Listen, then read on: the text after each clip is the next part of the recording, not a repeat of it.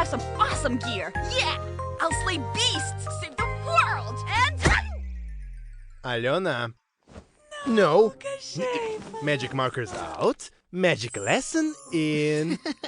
Сюда. I recently felt like there's a boulder tied to my neck because there's just so many people now.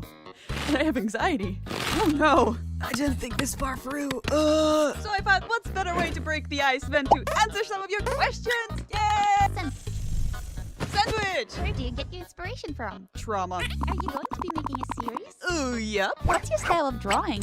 If drawing styles were things, I would be a printer. What inspired you to start making cartoons?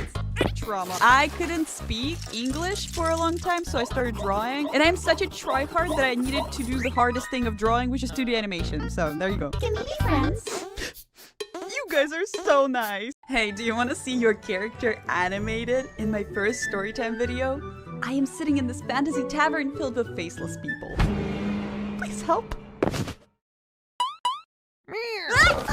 All you gotta do is show up your OC using this sound. You don't have to subscribe or anything. I just think it would be really cool to include you in my next video. Please, please.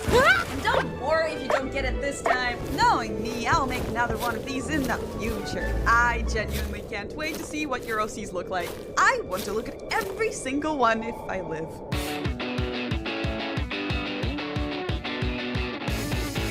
A narrative waste of patches in light. We grew up in the suburbs and we cut all our size. Now just take a look at the so quickly in eyes. I'm a friend that rode a pencil bit to the right. A couple more miles and I know we'll arrive. The rolling hills and valleys will leave you alive.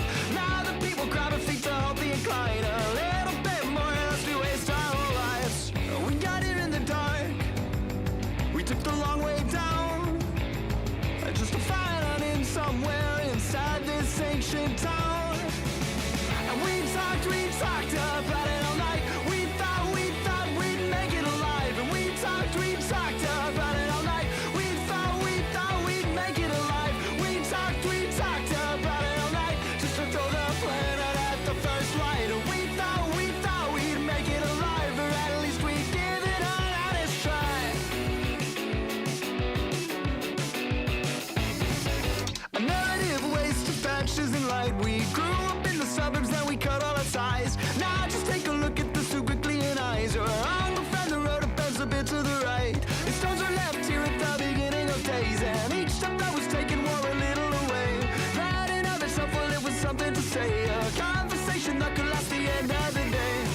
We got here in the dark. We took the long way down.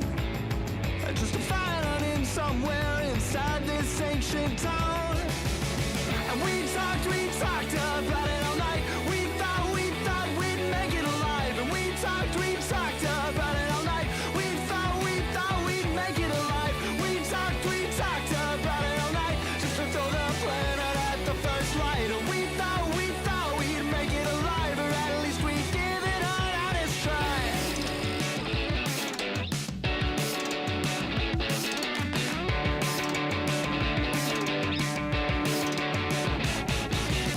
And we talked about it all night. We thought we'd make it alive. And we talked about it all night.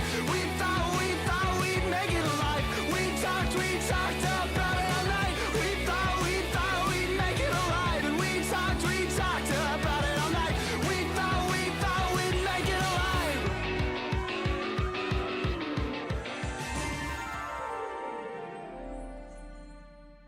Like my mom. One day, I'll be an enchantress, just like her.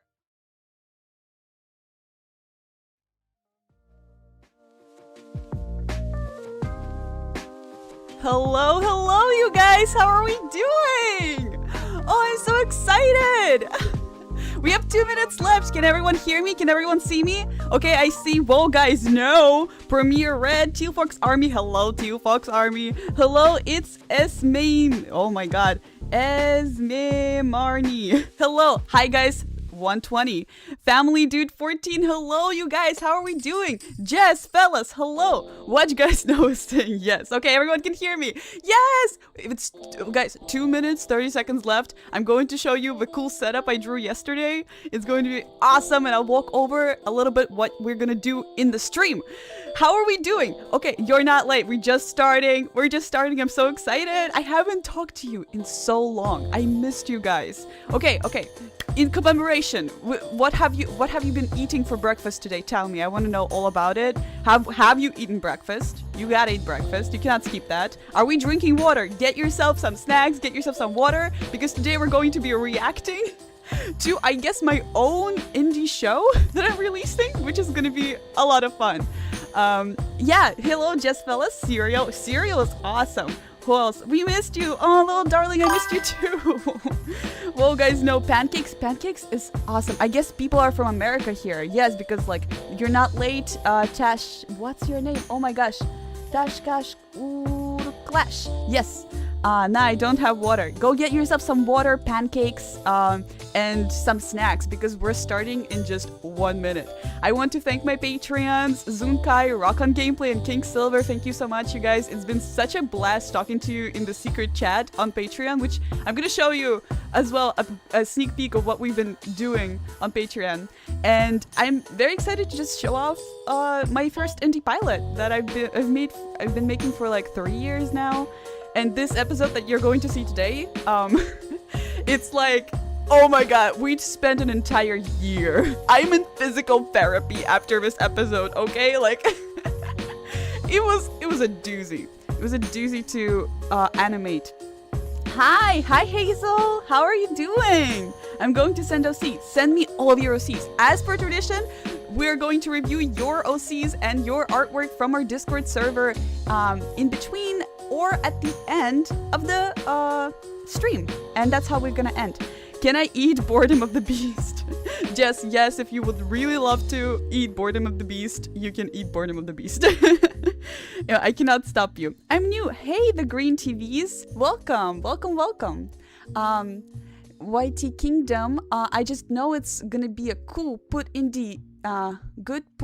in indie. Thank you so much. I do also think it's gonna be a really cool indie show. 4, 3, 2, 1. Wow! I'm watching my own stream. Oh god. So, do you like the new setup? I told you, it's very fun. We are on stage. You guys are on the bottom. You guys are on the sides.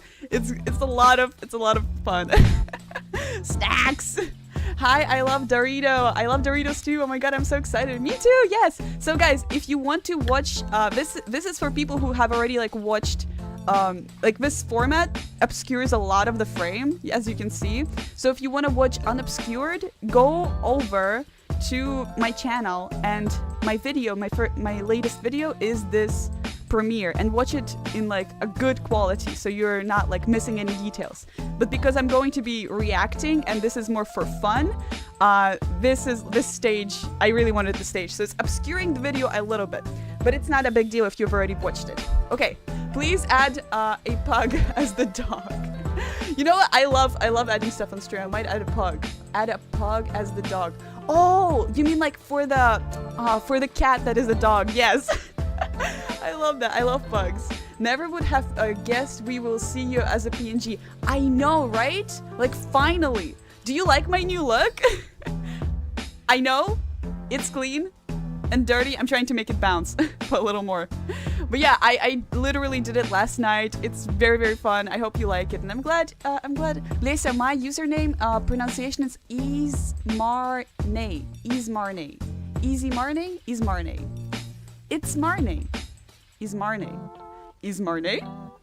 Marne. Okay, if you're gonna send me pronunciations, I'm going to repeat it multiple times. Thank you for sending it. Ismarne. Yeah! Absolute Cinema! Yeah, bro! Absolute Cinema! I'm eating Boredom of the Beast. Oh god, Jess. You're scaring me. You're scaring me, Jess. Puzzled Pencil, it's so cute! Teal Fox Army, your PNG is cute. Thank you so much! I'm very happy. We're not using my cat as the PNG. He did scream very funny, but I feel like this is a little bit more on brand for Logran. So excited, Fritz! Hi, Fritz! Oh my god, hi! Fritz is the voice actor for Garrick, and you're gonna have all the credits and social medias in any of my Garrick shorts. Fritz's links are in there, so go check him out. What's it called? Jelly Guy. Hey, Jelly Guy! Wait, it's Marnay. Does that help? It's Marnay. Oh, that's much better. It's Marnay. I like that a lot. Gorilla! Strawberry cheesecake. I love strawberry cheesecake. That's what you ate for breakfast? That's amazing. Garrick? Yes. One skinwalker in a trench coat. So Garrick is the goat. That's the goat who has anxiety. I relate to Garrick a lot. Garrick was designed by Giorgio, my co-producer and co-director, but we did the thing together. Originally, okay, this is the takes that you're not gonna get from just watching the pilot. Originally, Garrick was supposed to have 4 arms and be like a theater kid, but then we pivoted because Giorgio really did not want to animate 4 arms every single time Garrick is on screen, which is a lot of the times. So we downsized him to 2 arms and put him in a really cozy, comfortable clothing. Garrick also has anemia, so he's cold all the time, even though he's like a mountain goat. And and yeah, we love Garrick. I want a plushie of him so bad. We have a keychain of him coming up. Hey, Nezico, what's up? Love the little heart. Aw, yeah. IGTD outside. No! It's okay. You can watch the replay afterwards. It's no worries at all. Tell me better combo. Iced coffee, cat on lap, 4K laptop, and home alone. Dude, that's amazing. Amil? Is that Amil, right? Amel. That's actually really good. I'm envious. I currently have a little snack next to me that we're gonna watch and eat together, and we have 10 minutes left. So what is going on? We are going to watch. Hello, I'm Lesya. I guess I didn't introduce myself. Oh god, I'm Lesya. I created Meta Nomad, and Giorgio joined me along to create this Boredom is a Beast indie pilot episode, and this is what we're going to watch today.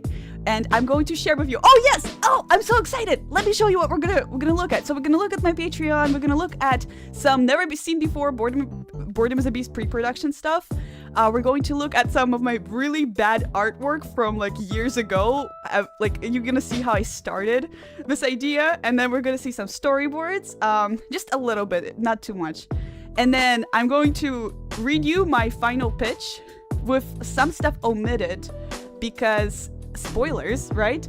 So, and yeah, I'm very excited. If you guys didn't know, I did do a whole production in the summer where a bunch of artists joined together and we created a lot of visual development for the series just for fun, and it went very great. And that's what I'm going to do.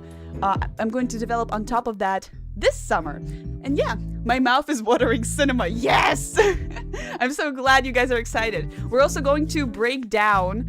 We're gonna watch this once, right? And I'm going to pause on the moments that seem interesting to me. And yeah, I hope you're gonna enjoy it. We're gonna go into this more of a reaction style of TB Sky, and so it's not for everyone. It might, some people will find it slow, but I am going to show you a lot of behind the scenes and a lot of the thought process that is going into each of the shots, and some of the hidden storylines that you might have not noticed on the first watch, which I think is really cool. Yeah, what are we saying? I love what you do all the time. Lesya, you sound so enthusiastic all the time. Thank you so much, too, Fox Army. You're such a sweetheart. I love you too. You have been such a loyal stream watcher, and I see your art on I hope you will like the next video. Oh yeah, another important announcement. Guys, no OCs from the submissions are going to be featured in this indie animation because we've done this indie animation before my YouTube channel even existed as a thing. So we're going to feature them in the next one. So the next video and the next episode, I'm going to feature your OCs in there as much as possible. I have about over 15 OCs already featured and drawn out, and I'm adding more. So if you submit, you still have a chance to get into the next video and be featured. But yeah, in this video, no OCs, but in the next one, yes OCs, which is coming out very soon. Actually, Onion Ring, hello, I missed you. How are you? Foes of the Cat, when will it come out? Вовремя проснулся. Okay, bro. Yeah. Правда. Sven Hartsian. Hi, how are you? Prime. And yeah, guys, tell me how you are. Tell me your favorite color. Mine is like, I've always thought mine was like, you know, some kind of yellow, but I'm kind of leaning towards green lately. I don't know. You deserve Pop-Tart and hugs. Everyone deserves a lot of Pop-Tarts and huggies. You saw my art and that hit me in the heart in a good way. Aw, yes. Oh no, Teal Fox Army. I did. Teal Fox Army, not to spoil anything, but I guess I did include you in the video. Because I loved your OC. I saw it and it's in the next video. And a bunch of other people already, some people know who is already in the video, some people don't, because I don't text everyone. I can't like reach everyone who's in the video, but there's a lot of people in there. But not in this one. I cannot stress it enough. This one is just purely pilot. I want to make this into a series where I can put more of your OCs in there, because I think it's really cool. My favorite color is purple. Oh my gosh. It's like little darling's color. I hope I get to see my OC one day, even though I can see her every day. You close your eyes and you just see your OC. This is when you know your art peaked. You know, I'm just gonna say really quick, my OC is a penguin in the style of Poppy Playtime. His emblem is an ice cube and their name is Nicey Icy. Oh my god, that's so cute! Nicey Icy, who's a penguin? Oh my gosh. Family dude, I love that. I love it so much. How do I submit? You submit very simple. You go to my channel. And then you go to my shorts. And then you can submit through Discord, or you can submit for using a sound. This sound. Not this sound, but this the one that got 3 million. And then you go remix. And then you scan the QR code and then you remix the sound. And I will be able to see it over here. So you see a bunch of people submitted here, and I'm drawing from this. Oh my gosh, I saw this. My little cousin showed this to me and I was crying.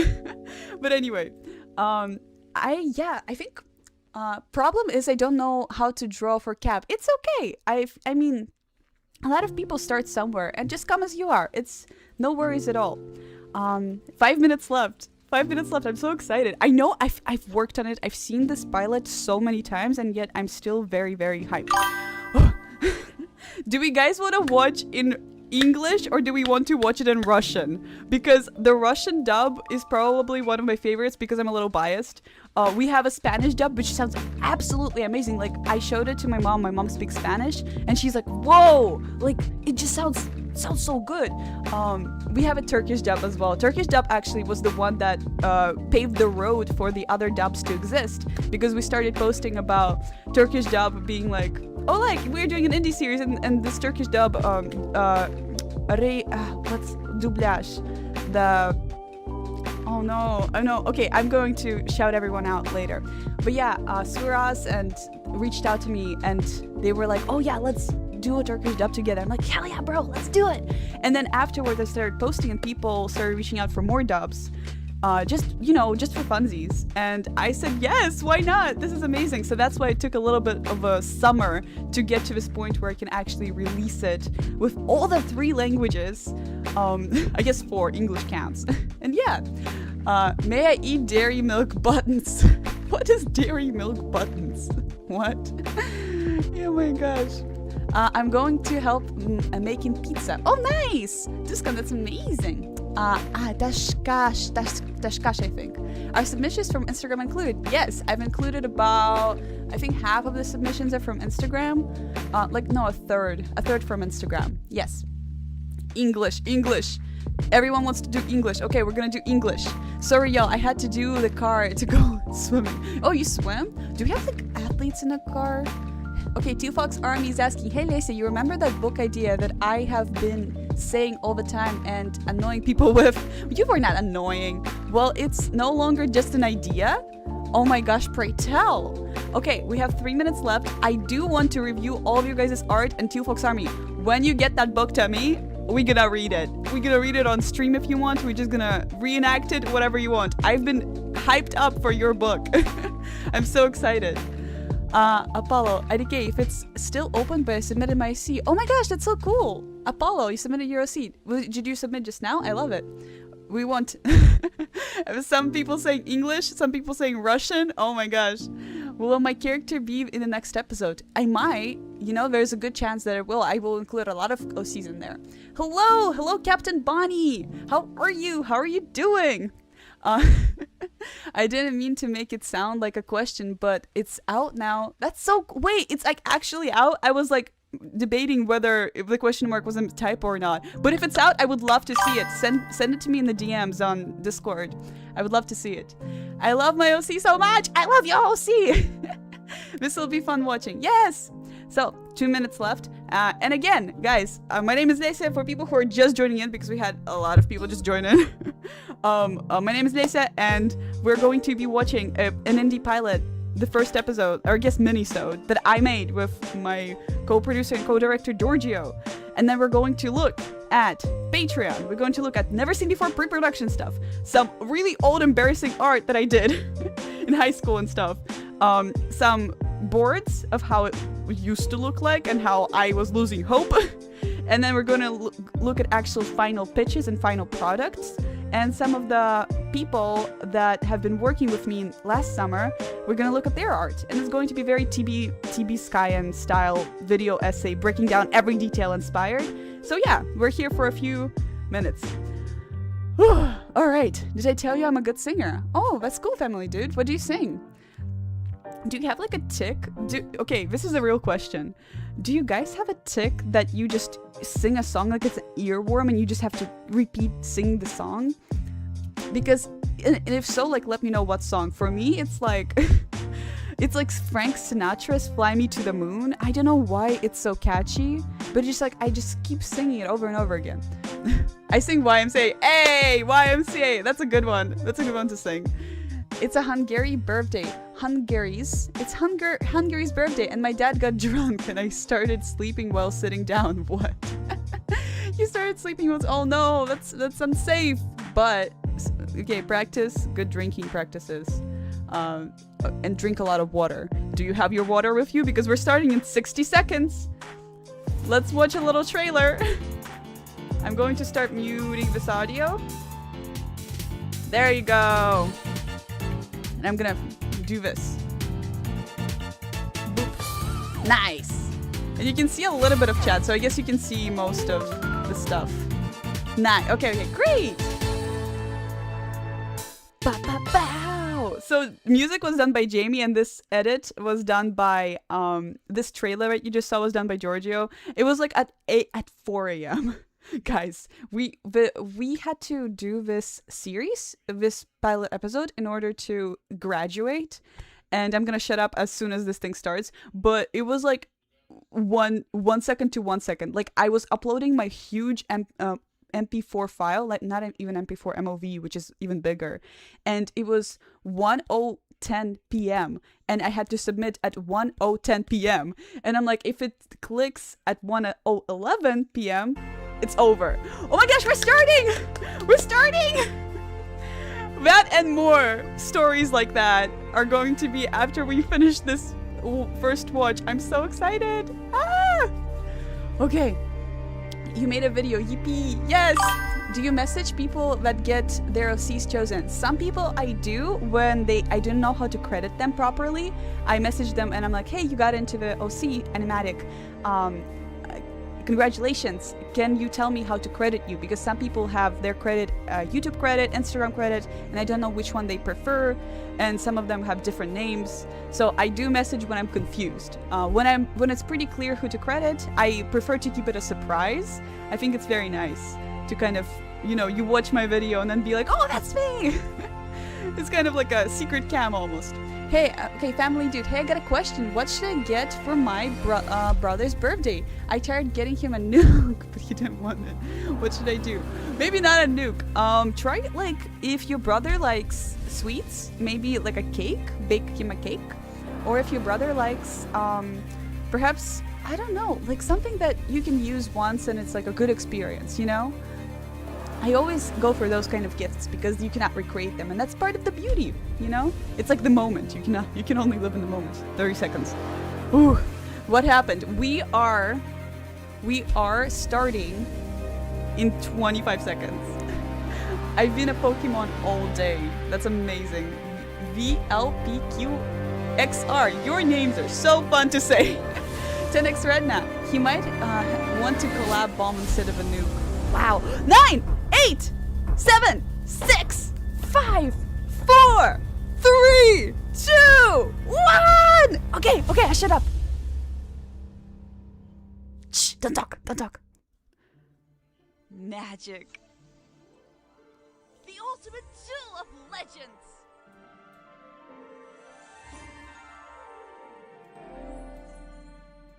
Like my mom. One day, I'll be an enchantress, just like her. And have some awesome gear. That was actually done on paper. I'll slay beasts, save the world, this whole thing. And... Alona.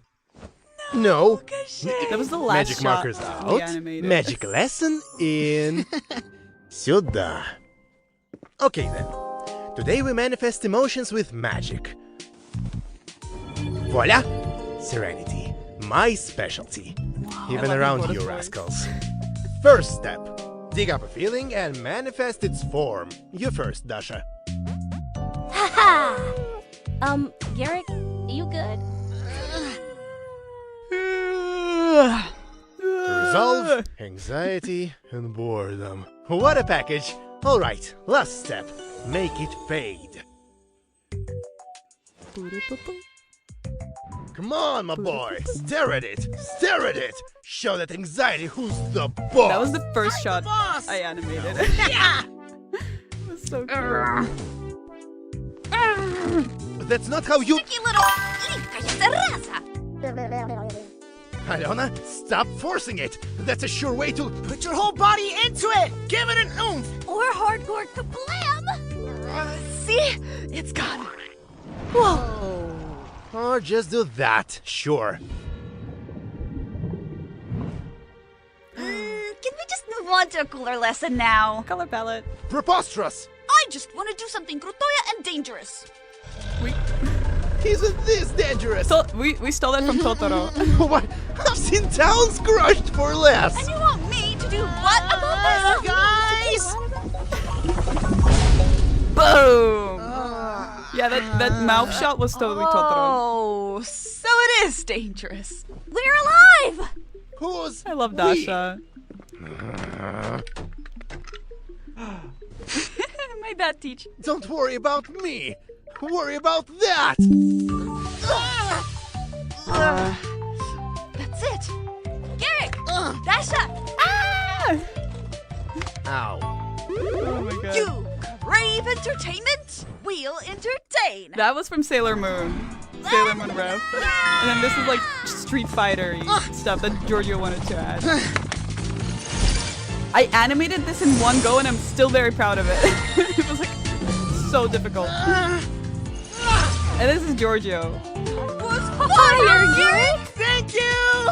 But it's actually a shield. That was fun. Oh, that's Addison's shot. Addison's a sweetheart.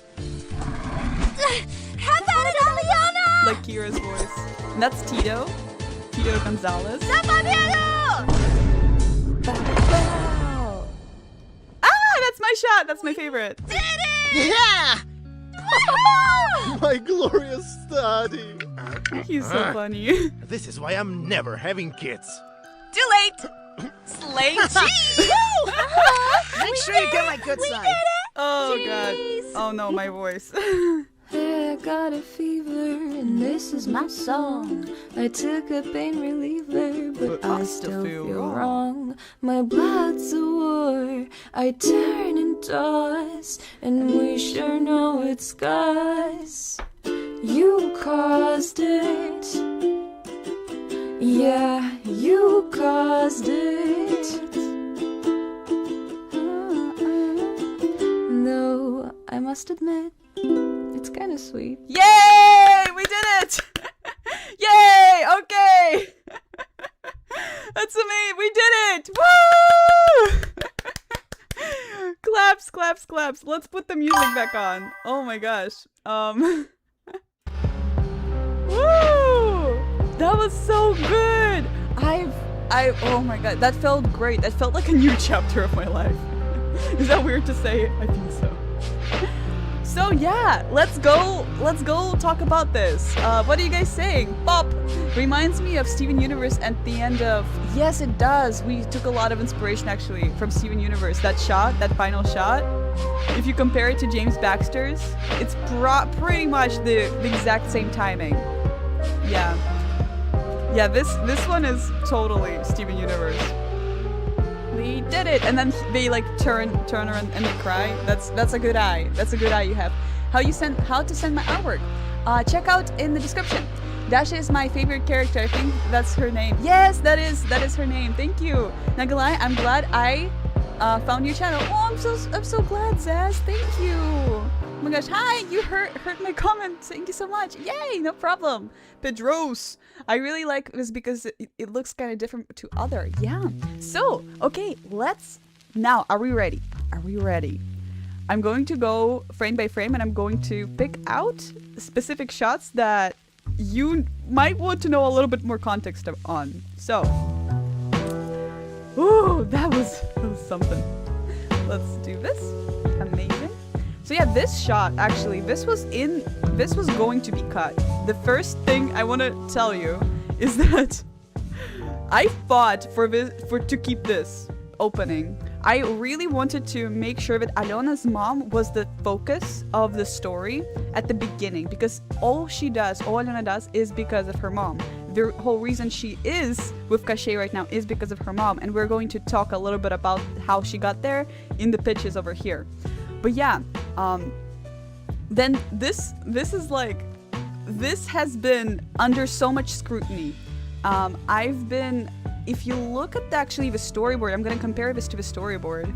Let's see, this one right here. This is how it looked like in a storyboard. The ultimate tool of legend. There you go. It was really rough, so people did not think that I was gonna be able to finish it.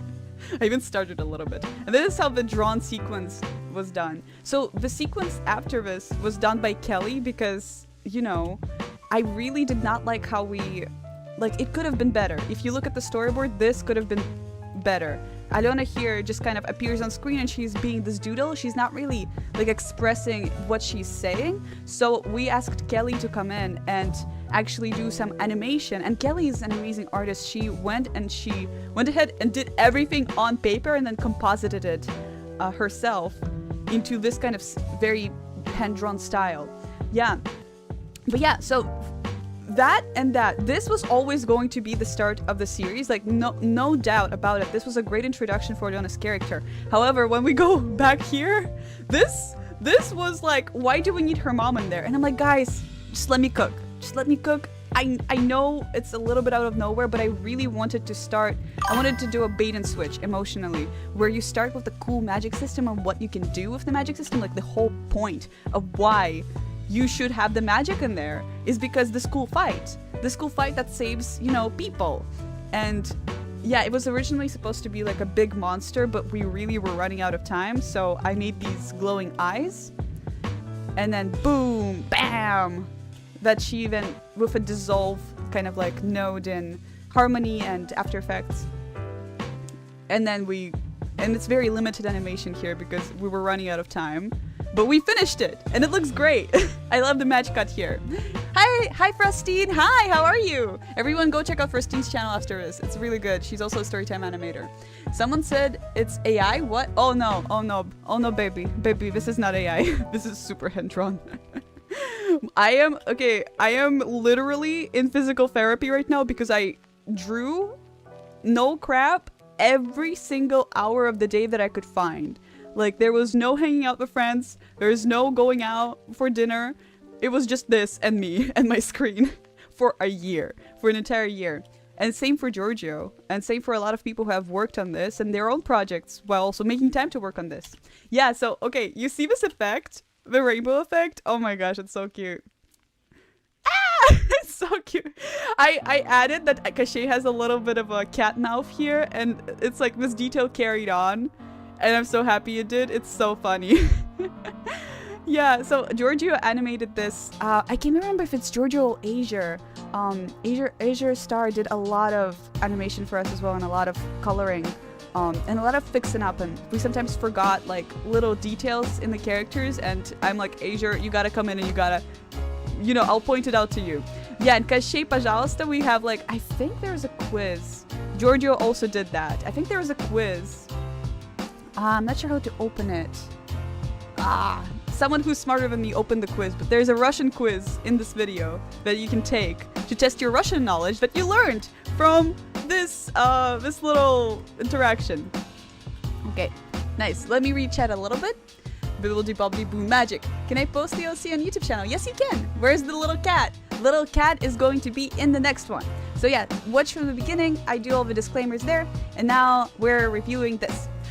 This shot was actually the first shot I assigned to someone. This is Kelly, and it's some hands, and she did great. She did a great job. Nice. This was really hard to do. So this, just to make this, just to make Cachei feel like he's alive, yet a skeleton, and make him move in a way that like made sense for his character was really hard to do. We got a note from one of the teachers that he's doing too much of pointing, like, you know, finger pointing. Hold on. finger point PNG. Can I add it to my screen?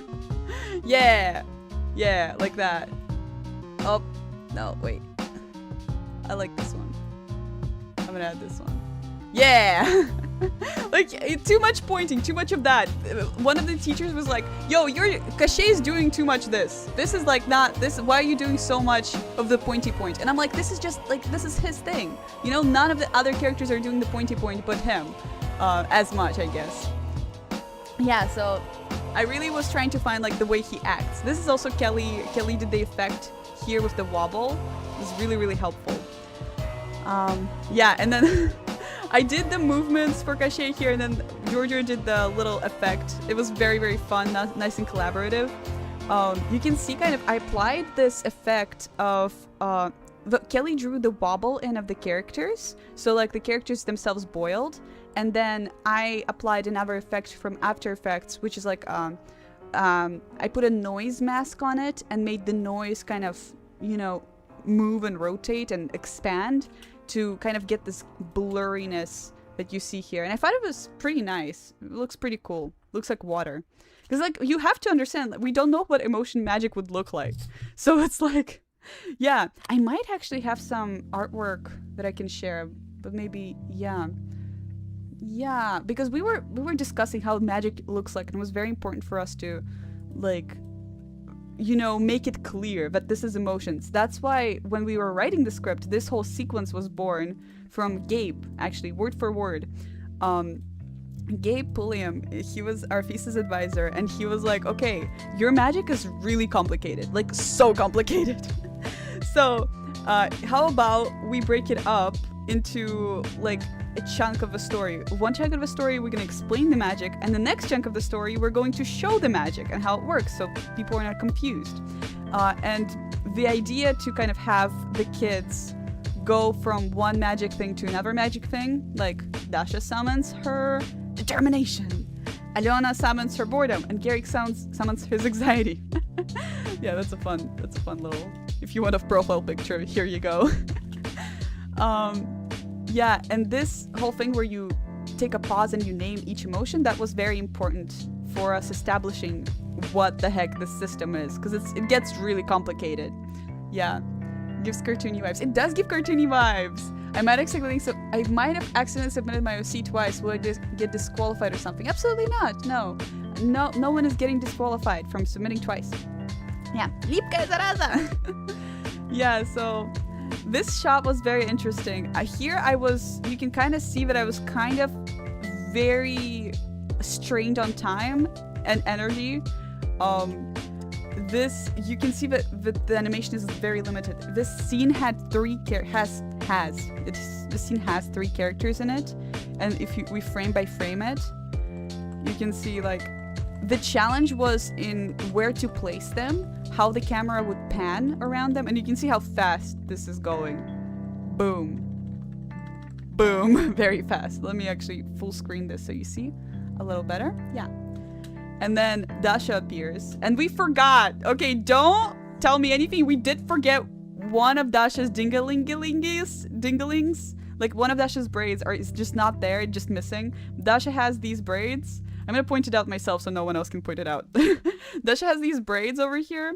It's totally just missing. It's just gone in this scene. And I forgot, and I meant to add it. I forgot. I'm sorry.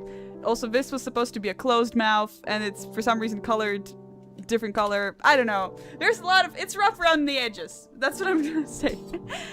Your first film is not gonna be perfect, and that's okay. Like, we're not big teams who have 1,000 eyes on the project every single day, right? A lot of the students who have been watching this film as like test audiences have checked out by like the 20th time they've seen all of this, so some of the things we just didn't catch, and that's okay. Giorgio's shot, yeah, this shot straight from Totoro. Oh, look how cute they are. Oh my gosh. They have little dot eyes. That's adorable. Yeah. Then this, okay, this also took a lot of effort.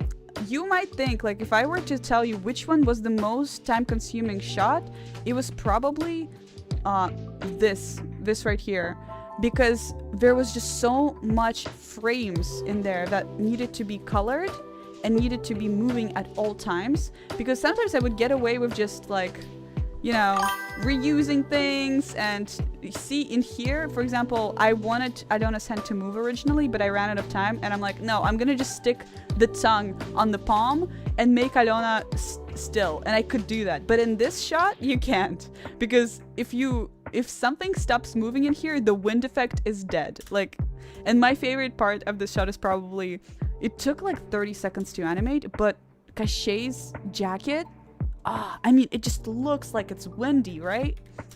It's just like, it just peak windy. You can see it. I'm gonna go frame by frame. You can see, like, we also, our part of our style is very sketchy, so we did not clean up the lines that were over here, that were in the center of the objects. And it's, yeah, this is just part of the stuff that you have to sacrifice, like the cleanliness look of TV animation, like the Owl House. I made a decision to not do that because I don't like clean lines and I don't like making clean lines. So that was the obvious thing that had to go. Yeah, and then this gag was always very funny to me.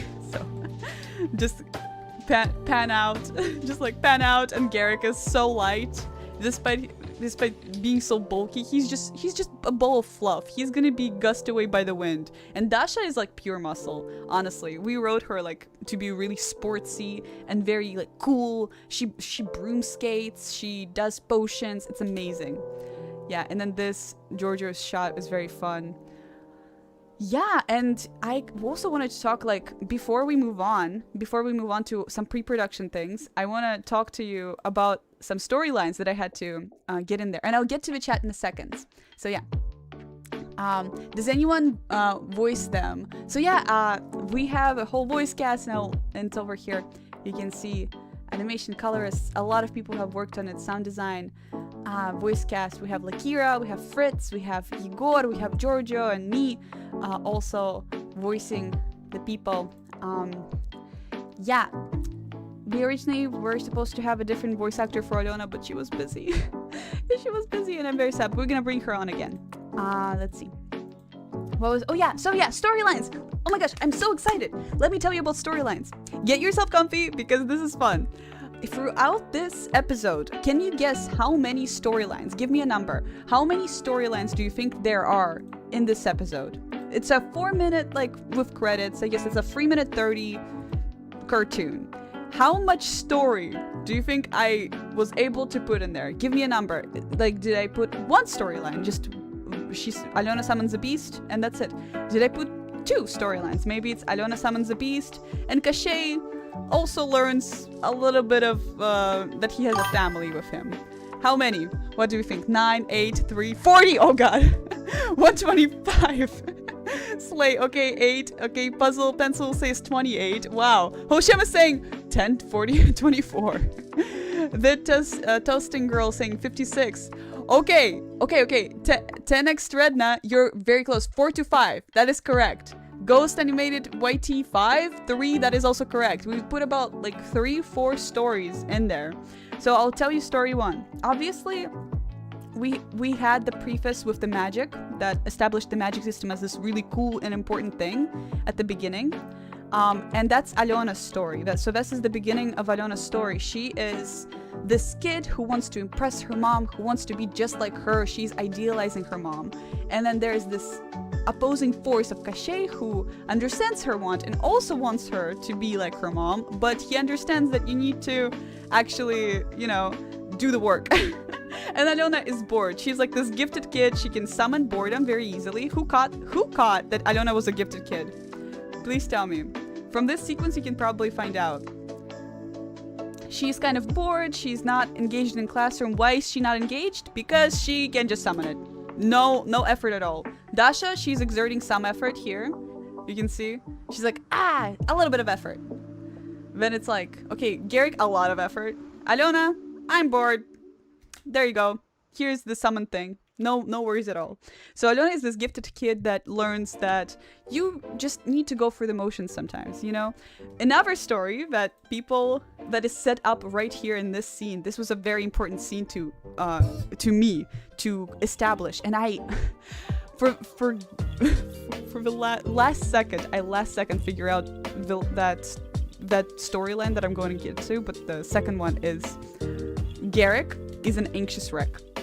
Garrick is an anxious wreck. This is what we establish him as. Garrick is an anxious wreck. And then what else do we establish? Dasha, at the beginning of the scene... Bum, bum, bum, bum, bum, bum, bum. Dasha has a crush on Alona. Did anyone get that? Who got that? Tell me. Who got from this frame that these two have some kind of relationship? Do I need to submit an OC ref sheet? No, you don't. You just submit your little thing. You did? Oh my gosh, Enter Misty, you did. What? Yes.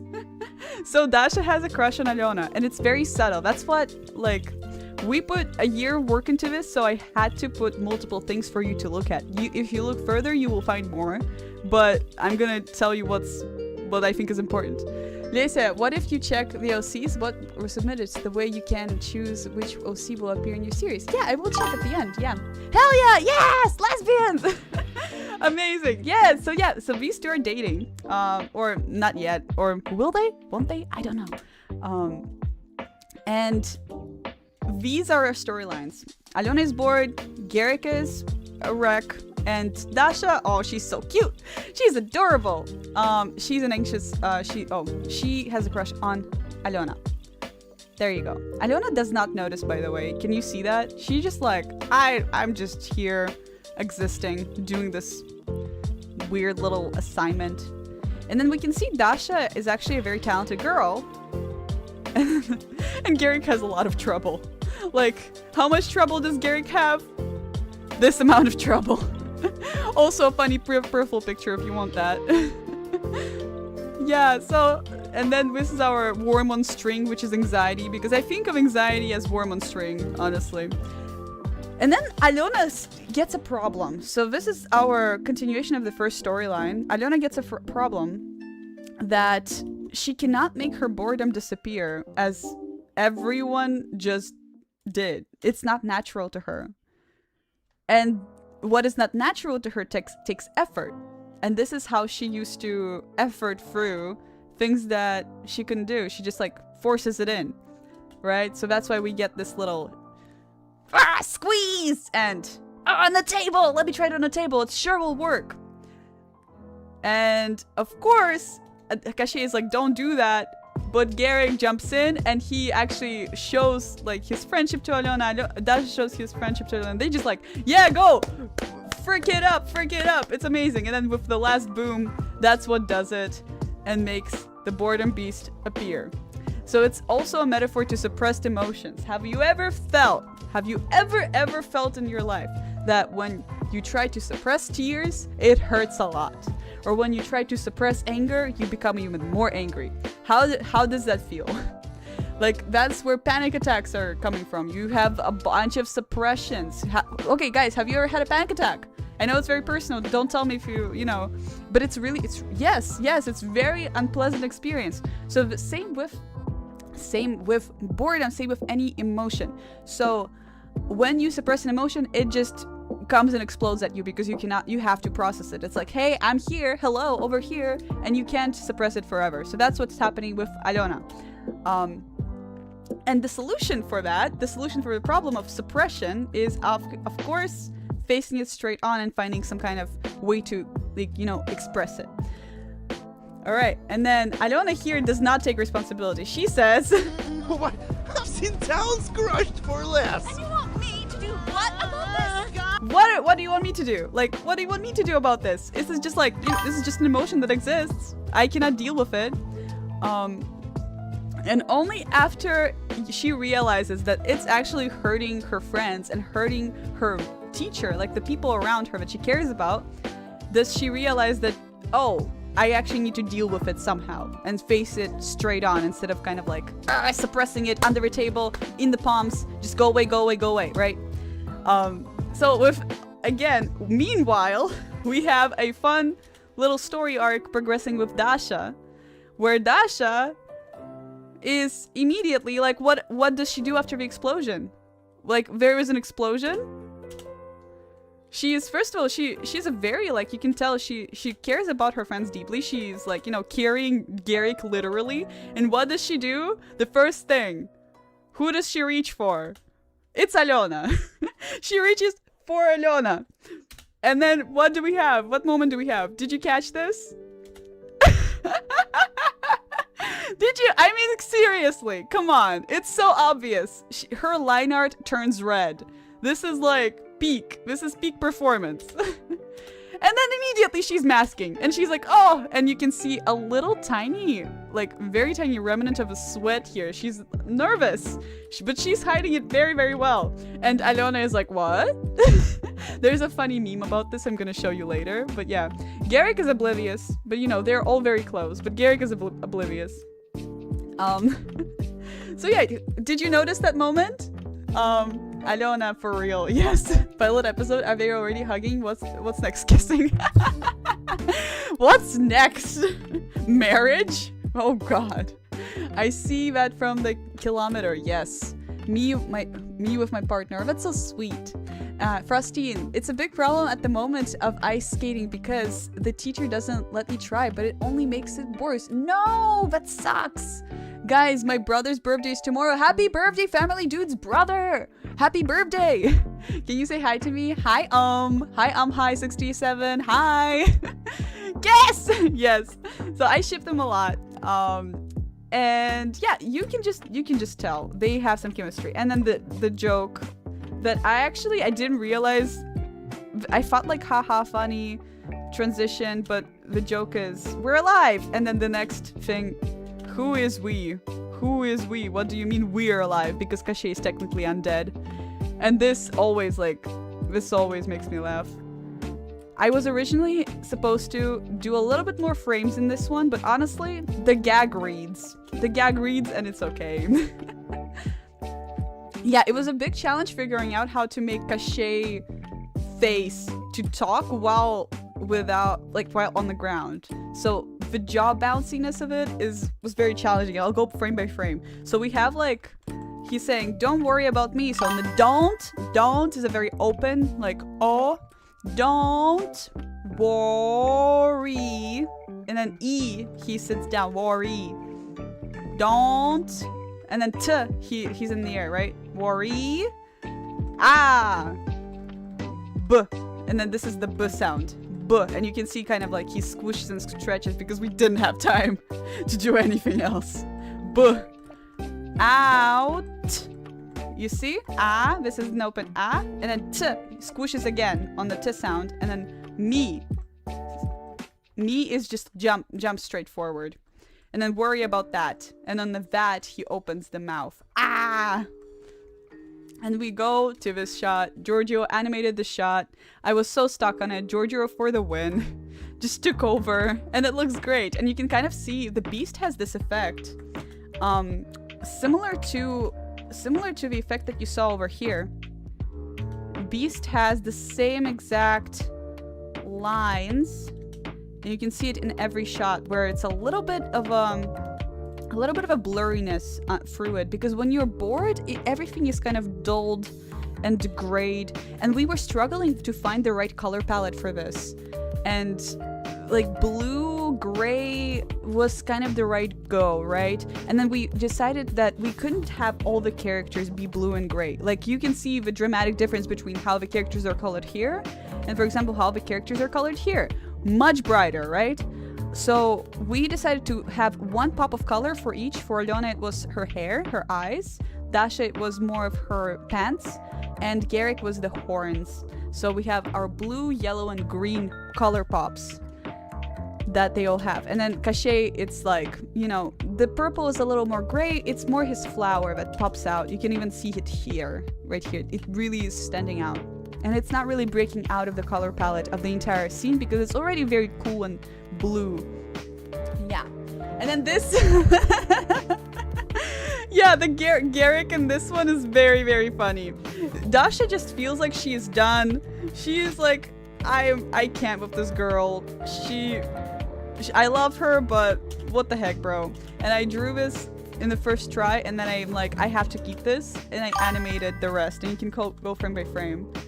I just copy-pasted the drawing, and kind of, you know, even here, you kind of lose the detail of the pant leg, just for speed's sake. And then she pops right back into her pose that I originally drew for her.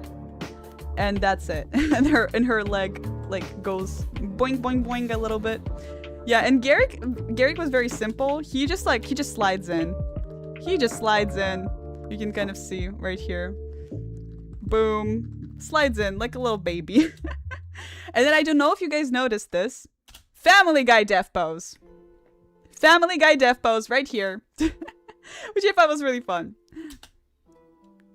Nice. And yeah, and this is where we now conclude our first arc. Like, this is like our rising action. Aliona finally found a solution for her boredom. She is going to face it straight on with the magic markers from the beginning. Garrick here is kind of having fun with it too. So why markers? Markers are like this idea of expression. You express your feelings, you journal, you draw it out. It's all about feeling things, right? And then here, Garrick has his nervous moment again that might ruin his entire situation, right? Dasha is just being cool. It's just Dasha being cool. And again, Dasha giving way to her friends to do the last beat, right? To do the last explosion here. Here, Garrick finally faces, in this scene, you see that Garrick is very scared, and then what does he do? Boop. He goes and he makes a shield because he's scared and he wants protection and he wants to protect his friend, and he is not scared, not as scared anymore, and that's beautiful. That's storytelling. Do you remember anxious wreck Garrick from the beginning? Well, no more. Where is he in the beginning? This and this, completely different characters, right? Just growth. We like to see growth. Oh, he looks like Hayao Miyazaki. Hair up trope here. It's fun. Yeah. And then we finally have Aliona facing her emotions. Boom! Straight on. Still in her way. Like, she didn't lose her, like, I'm just gonna kick things. But she still did finally address that she can do something about it. And that's what's important. And then we close our arc with Dasha and Aliona.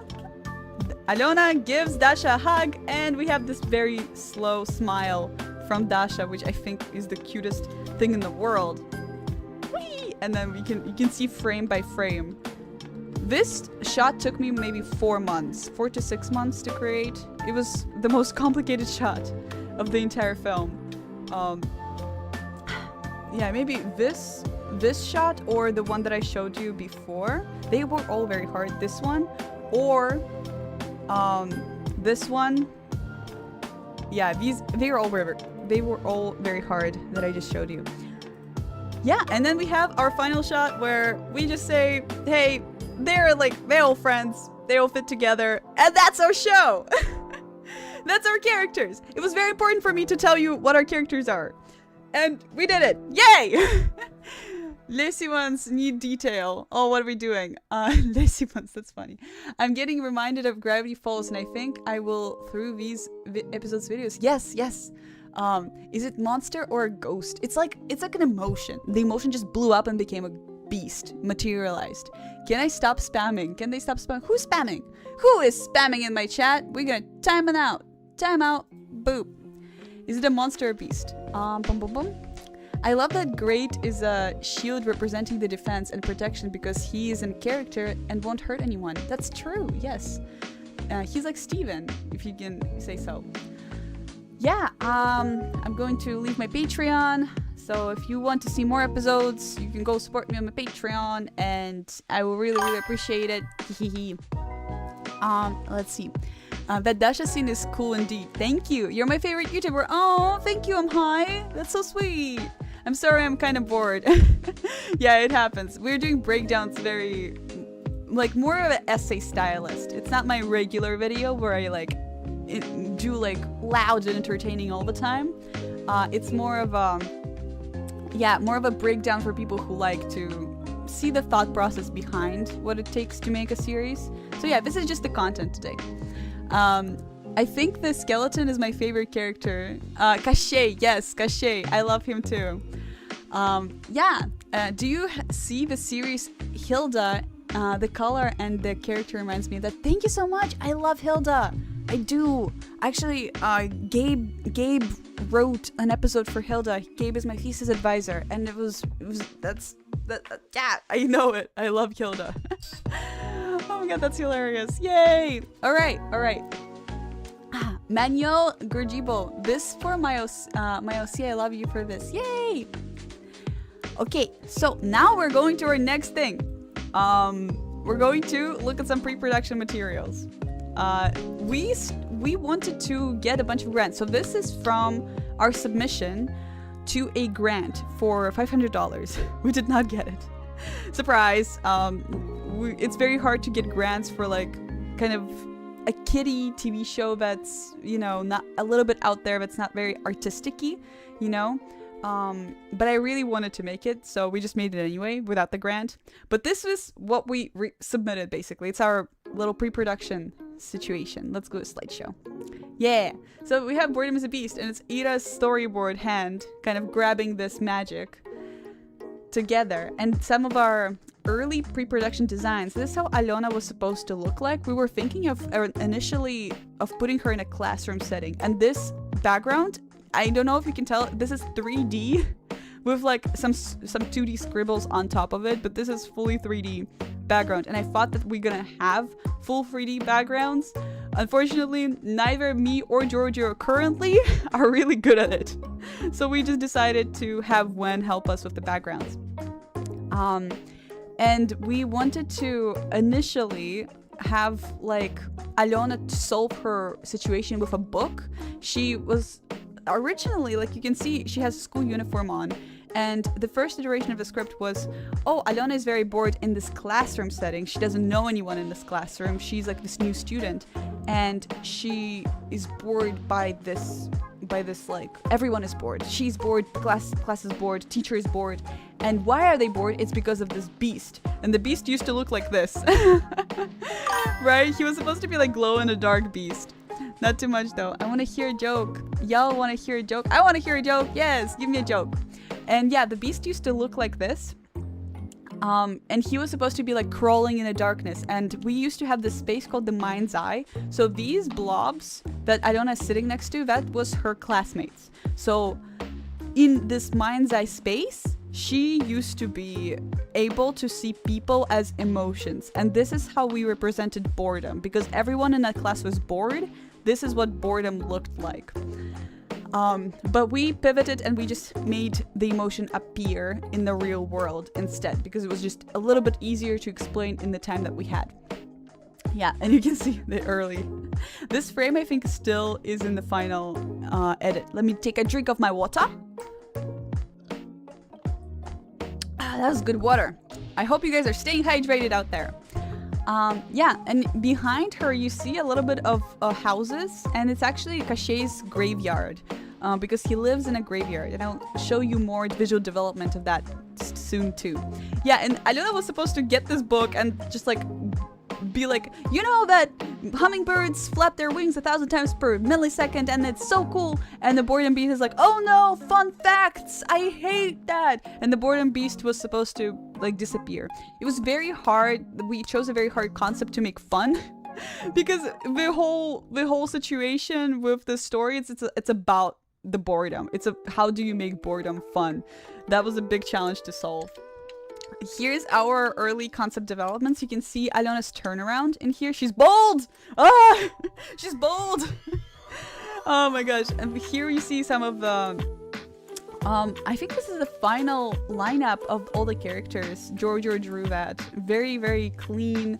We didn't get the full turnaround done. We spent a little bit too much time in script writing and not enough in pre-production. And we had to cram our production in like a few months, like 3 months. It was very intense. Yeah, and this is Alona's early development. I drew this maybe 2 years ago and decided that this is the character. Like, Alona just was born randomly. I'm like, what would be a very fun and unique style? And then I drew this character and I'm like, oh, that's interesting. I really want to develop that style further for other characters. So this is how Alona was born. And I started like this all I drew in one day. Like I just had this like moment of just locking in and being like, oh my gosh, this is like so cool. Let me just sketch her like this and sketch her like that. And maybe she's going to have eyes with like some stars in them. Maybe that's how she's going to look from the side. And that's kind of how it was born all in one day. And then for Boredom Beast, we went through many iterations and you can kind of see, can you see the difference? This is without all the comp. This is the same frame that we had. Where is it?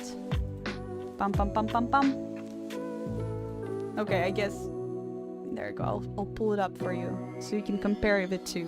Because it's kind of crazy. I think it was somewhere here. Bum, bum, bum. There you go. The beast blasts Garrick and then boom! See how this looks different? This is like so purple and glowing, and then it began as this like little frame over here. Slideshow. This is how it began. And then we went to color the backgrounds properly because all the backgrounds looked like this. There was no color change. There was no like blue gradient. There was no like yellow hues in the ending, blue gradients in the middle, some more redness at the beginning. It was all just this, just flats. Some flats and some texture. And then we went to get like some color boards, and I worked with her to finalize the look of each of the environment that they are in. And that's kind of what we came up with. And then I comped everything very nicely, and it was good. It was good. Yeah, so Garrett used to look like this in this frame. And then we had some like do's and don'ts for... Oh, I keep doing this. We have some do's and don'ts for how to draw hands. Did we follow this? Not really. We kind of had to go. We didn't have time to refer to any sheets. We just kind of drew, and it's like, okay, it's good enough. Let's do it. Let's ship it. This is the background. So yeah, you can see... We started with this kind of color scheme, and then Wen came in and drew us these gorgeous background looking things. It's just like, I mean, the texture in it is awesome. The lighting here is spot on. You just see like the wood grain here, every wood grain, every little like support beam, and samovar. So samovar was an issue, unfortunately, because people don't know what a samovar is. And when you Google samovar, it says, oh, it's an urn. So when you hear an urn, you immediately feel like, oh, it's like for burying people, right? No, it's for tea. I don't know how the samovar stands here, but let's say there's some kind of flat surface there. It's a little defying gravity. We were supposed to have a lot of stuff on the table, and I wanted to do this very Hayao Miyazaki, like, oh, when Alona pushes on the table, stuff on the table is like moving around, and when Alona is like, you know, bam, bam, bam, bam, banging on the table, the stuff kind of floats up a little bit. I couldn't do it. We didn't have time. It took too much time to design all of that stuff and then tracking it from shot to shot because stuff just doesn't disappear.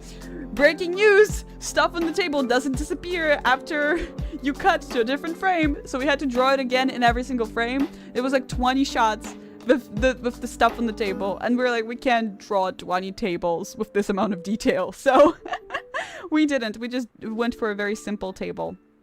This is the things that you don't think you would want to think about as an indie animator, but this is what you gotta think about most of the time. It's not exactly like the most prettiest and the most oh my gosh, epic fight, and my characters are gonna be falling in love and then breaking apart. Sometimes you gotta think about the tables.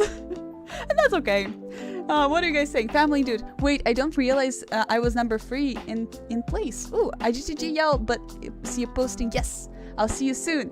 Rodox, can you do my profile picture? I might. Drink iced coffee. Panic attack. Drink iced coffee. Panic attack. Frostine, you're the OG. Frostine is referencing one of the first posts where Garrick was featured. Yeah. Teal Fox Army. I have no idea what magic words Lesya is saying, but I love it. Oh no. Oh, okay, sorry. I'm doing a little bit more of a film lingo for you. So when you, I don't know how much in detail you want me to go in. I can just, you know, I can just continue on as I am, or I can slow down and actually explain to you things a little bit more in detail. Let me know what you feel like. Did you watch My Hero Academia? Yes, I did watch My Hero Academia. I liked it a lot. But yeah, let me know. I love that the boredom beast reminds me of a very fat cat. Oh yeah, thank you. I totally understand what you're saying. Okay, I lost you. I see I lost you. So where I lost you at the tables, right? So when you add something to your setting, so you know how films have sets? Can you tell that the boredom beast is my favorite apart from Cachet, of course? Ender, thank you. I'm so happy. Okay. So let me explain. When you make a setting, you have to redraw it because every single frame, every single like background, it had to be drawn and it had to be animated, right? So it's not like, oh, we did it, we made one background. No, you have to make about 20 of these.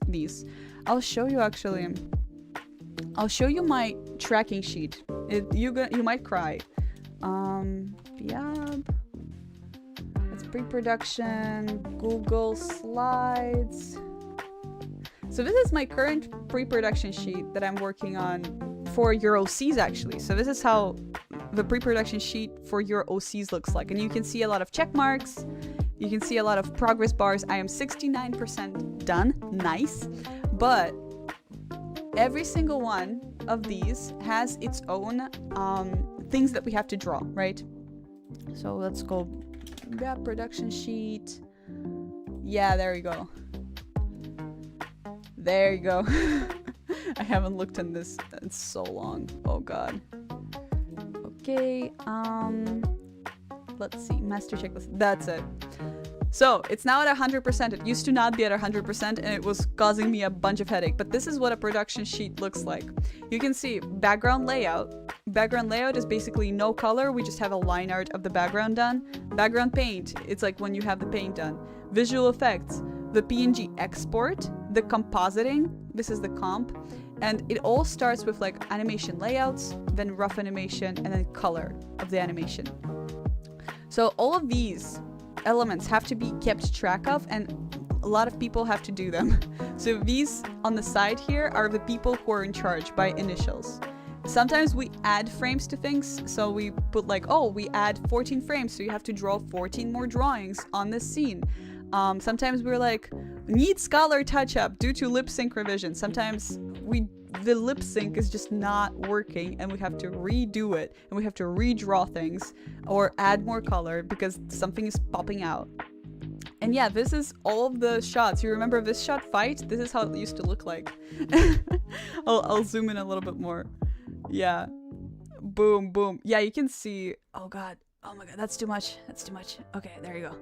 You can see this is how stuff used to look like. Not polished, very, very sad, very, very sketchy.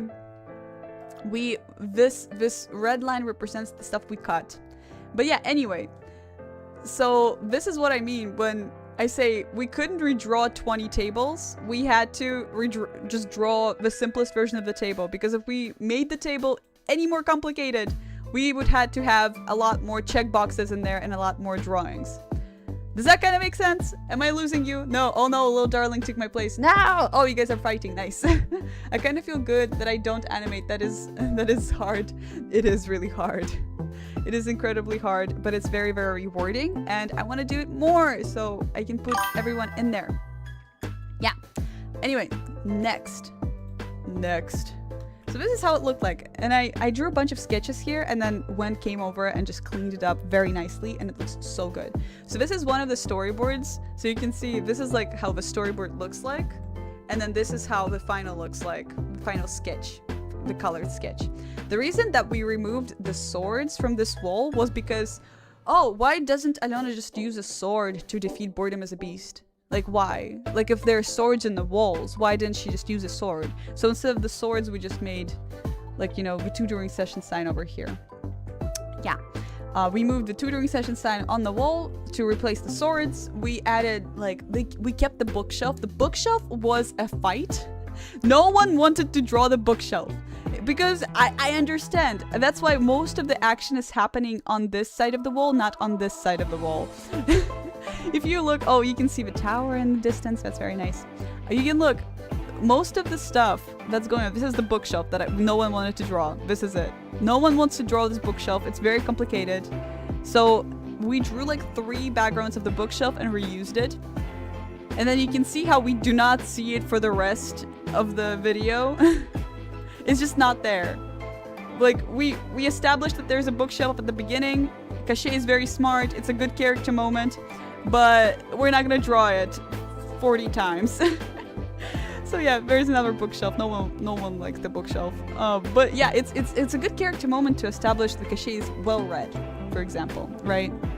Everything that you see in the animation is for a reason. When you stare at something for a year and a half for at this like 3-minute 30-second piece, a year and a half for that, you just start to go so granular on every single detail. Yeah, the window was supposed to have a view of Cachet's graveyard in there, but we didn't have time. So that's it. This is how the thumbnails looked like. So you can see, like, in the mind's eye space, Alona would see kind of her emotions getting out of her body, and then like the emotions of her classmates would also emanate from their bodies, and their bodies would look very dark and charcoal, with big glowing eyes. And then at the end, she was supposed to kind of take like this literature book and kind of explode everything with fun emotions. But right before that, she was supposed to get eaten by the boredom beast, and this is kind of the frame for that. Yeah, there was a lot of story. And then Giorgio drew this frame. It's a very nice reaction shot of Alona. I thought I'd just include it. Yeah, and then we have HOORAH stuff in here. Just really, really gorgeous works. Oh yeah! Guys, we got stickers. We got stickers and keychains. They're not out yet. They're going to be out. But this is what you can get to support the show. And let me just make it a little bit more... Boom, boom, boom, boom. Can you see it? Isn't he cute? Isn't he adorable? Yeah, so this is going to come out soon. These stickers and keychain bundle of Dasha, Gerik, and Alona, and they just hang around. Imagine like they just dangle from your pocket. I want one. So I drew this in like 3 days or so, and you can see basically the color script next to our stickers. We were doing it at the same time, so I just put them next to each other. And yeah, that's kind of how it goes. What sticker where?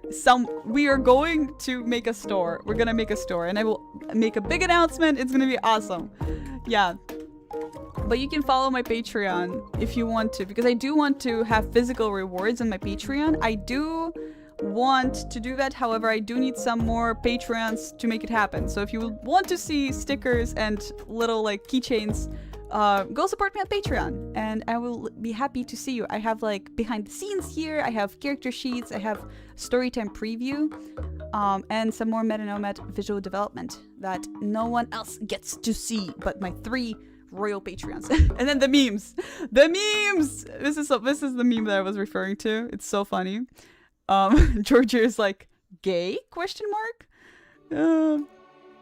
Yeah, during the production there was a lot of funny frames. Someone pointed out, I think it was Casey, pointed out that Cachet looks just like love child of San Santorial. Right? Like, I see that. I see that. It's so true. Oh, the memes! Frostine is saying, Cute design. What is your favorite character? My favorite character, I love Alona. I love Dasha. I love Garrick. I love all of them. It's very hard. I think my favorite character has to be the main character because it all started from her. So we wouldn't have Cachet. We wouldn't have anyone else if we didn't have Alona first, right? Well, we'd still have Cachet, but not this Cachet.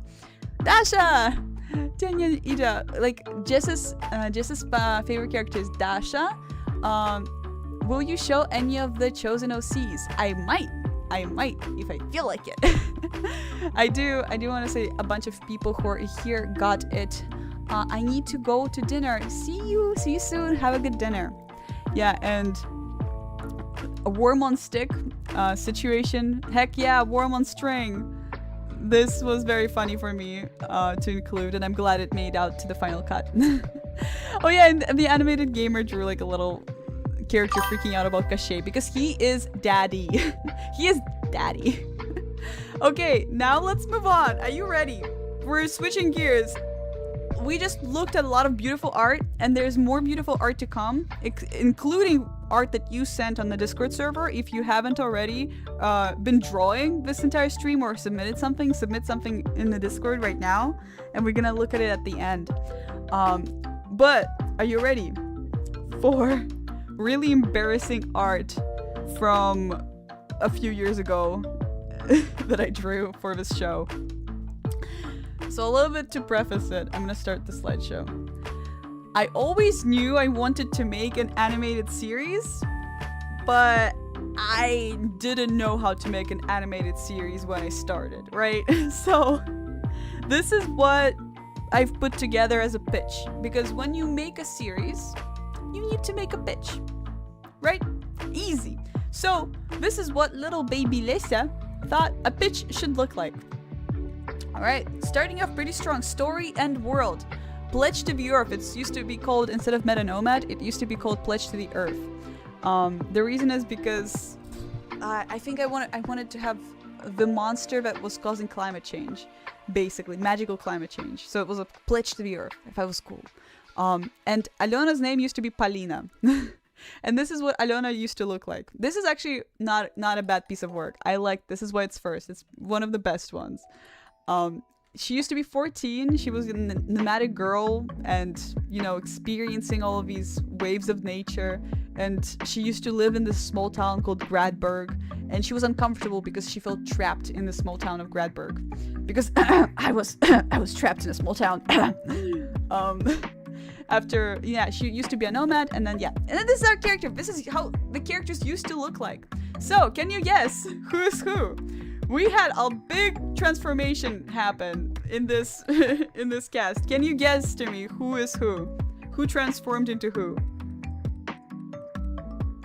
Oh, gosh.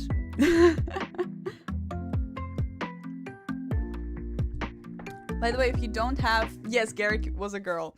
That's good. That's a good deduction, Tealbox Henry. If you don't have Discord to submit your Cs, look on Instagram or YouTube. I gotta admit, New Cachet is way hotter. That is very true. So, Palina used to be Alona. I gave you that. She used to have 3 ponytails. Alona still has 3 ponytails. Garrick used to be a girl called Alina.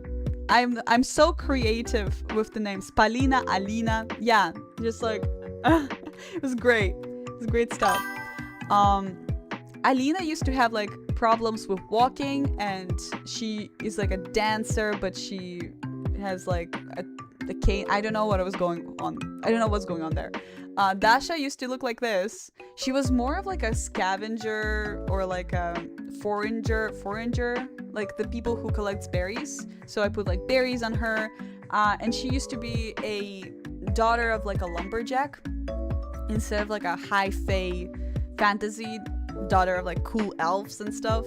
So she used to be like a daughter of a lumberjack, and she used to be going around the forest and kind of collecting berries and being a cool lumberjack, big strong girl. But not anymore. But I still it's a cute design.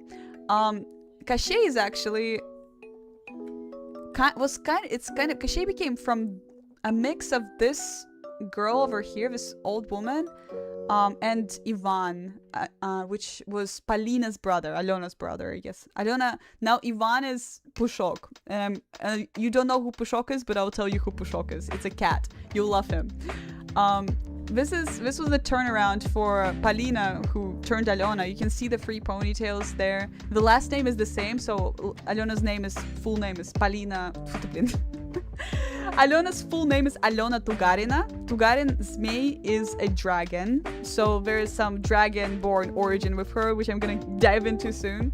So Palina is shocked by the local restrictions. She was basically this nomad who has lived all her life traveling on horseback, and now she feels trapped in this magical town that has this barrier around the town to prevent it from being attacked by the natural disasters. And Alona, like Palina, I guess, has to, wait out in that town for an indeterminate period of time, and they don't allow her to leave into this brutal world where it's impossible to even step outside without a hurricane.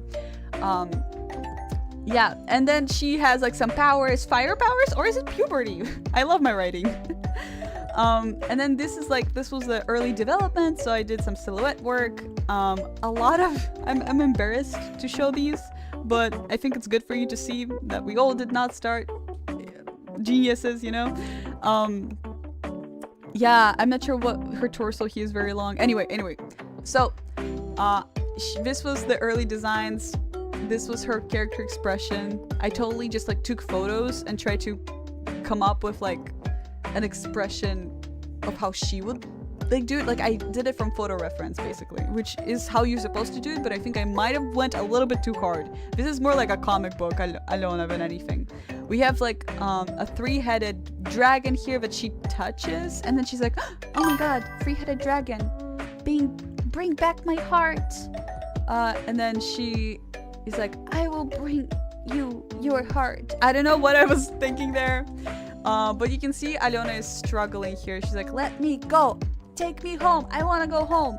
It's all about home to her. She doesn't want this change to happen to her. And then this is a little bit embarrassing, but what you did was, I already said I was sorry. No, it was beautiful. Thank you.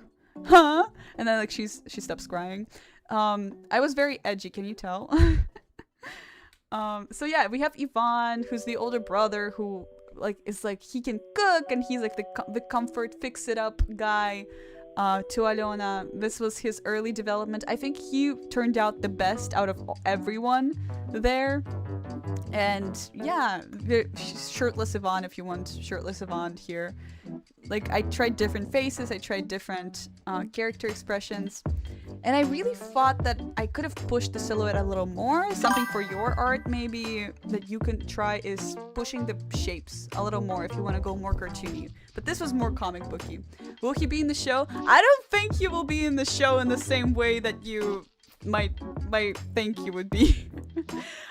He became 2 different characters, and one of the characters is secret I blacked out, the text is blacked out where that character is mentioned, and another character is Pushok, which we're gonna go over. Yeah, but he totally split. I've used Flynn Rider as the reference for his expressions. So Flynn Rider Rapunzel has this really cool expression sheet, so I totally stole it.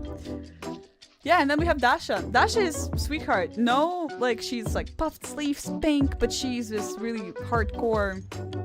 I really was inspired by ballet dancing or ball dancing, and she's really cute. I really like this sketch a lot. She's sitting down in her puffy dress being like, oh, I'm sad. Which is fine. I don't think I had a story for her yet. I was just like, oh yeah, it would be really cool just juxtaposition if she was this dancey, ballet, cute, Mabel and Dipper type situation, but on the inside she was Louisa, totally super strong. I'm the strong one. I'm not nervous. I move mountains, So yeah, and here's some of the explorations. 3 explorations. Let me tell you, 3 explorations is not enough for your character. You need to do more explorations. So this was her character sheet. That's how she moved her face, and it's super inconsistent. Let's move on. Alina. Many good things can be said about Alina if only she'd fix her attitude. That rule-abiding viper sums it all up well. Sorry. She spoils your every fun escape plan. That being said, she also is the reason that upperclassmen stop bullying the lower grades. Maybe she has a heart after all. I kind of like that because the narrator here is biased and it gives you a little bit more. How long will the stream last? I'm not sure. I'm not sure. Maybe a few more. Does she have a Chihuahua energy? She does have a Chihuahua energy. That's so crazy. Yeah, and we gave her like a really, really tiny waist, and you can see how she's like, she loves to dance. You can kind of see it in this right here, over here, yeah.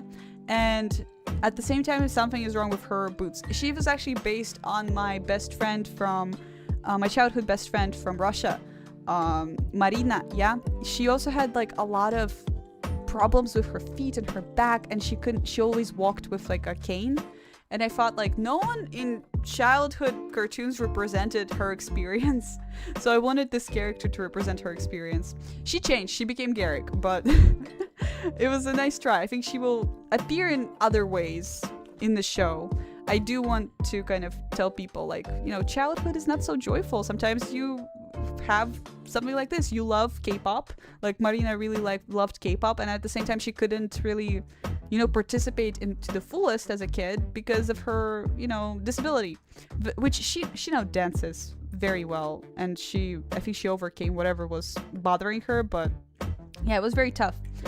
And that some expressions, they're okay. Kikimara, yes, very, very much like Hayao Miyazaki, Castle in the Sky energy, like Laputa, right? You can kind of see. I love, this is my favorite perhaps because of these tiny shoes and this big nose. I think the proportion wise, I really striked this nice like balance with her.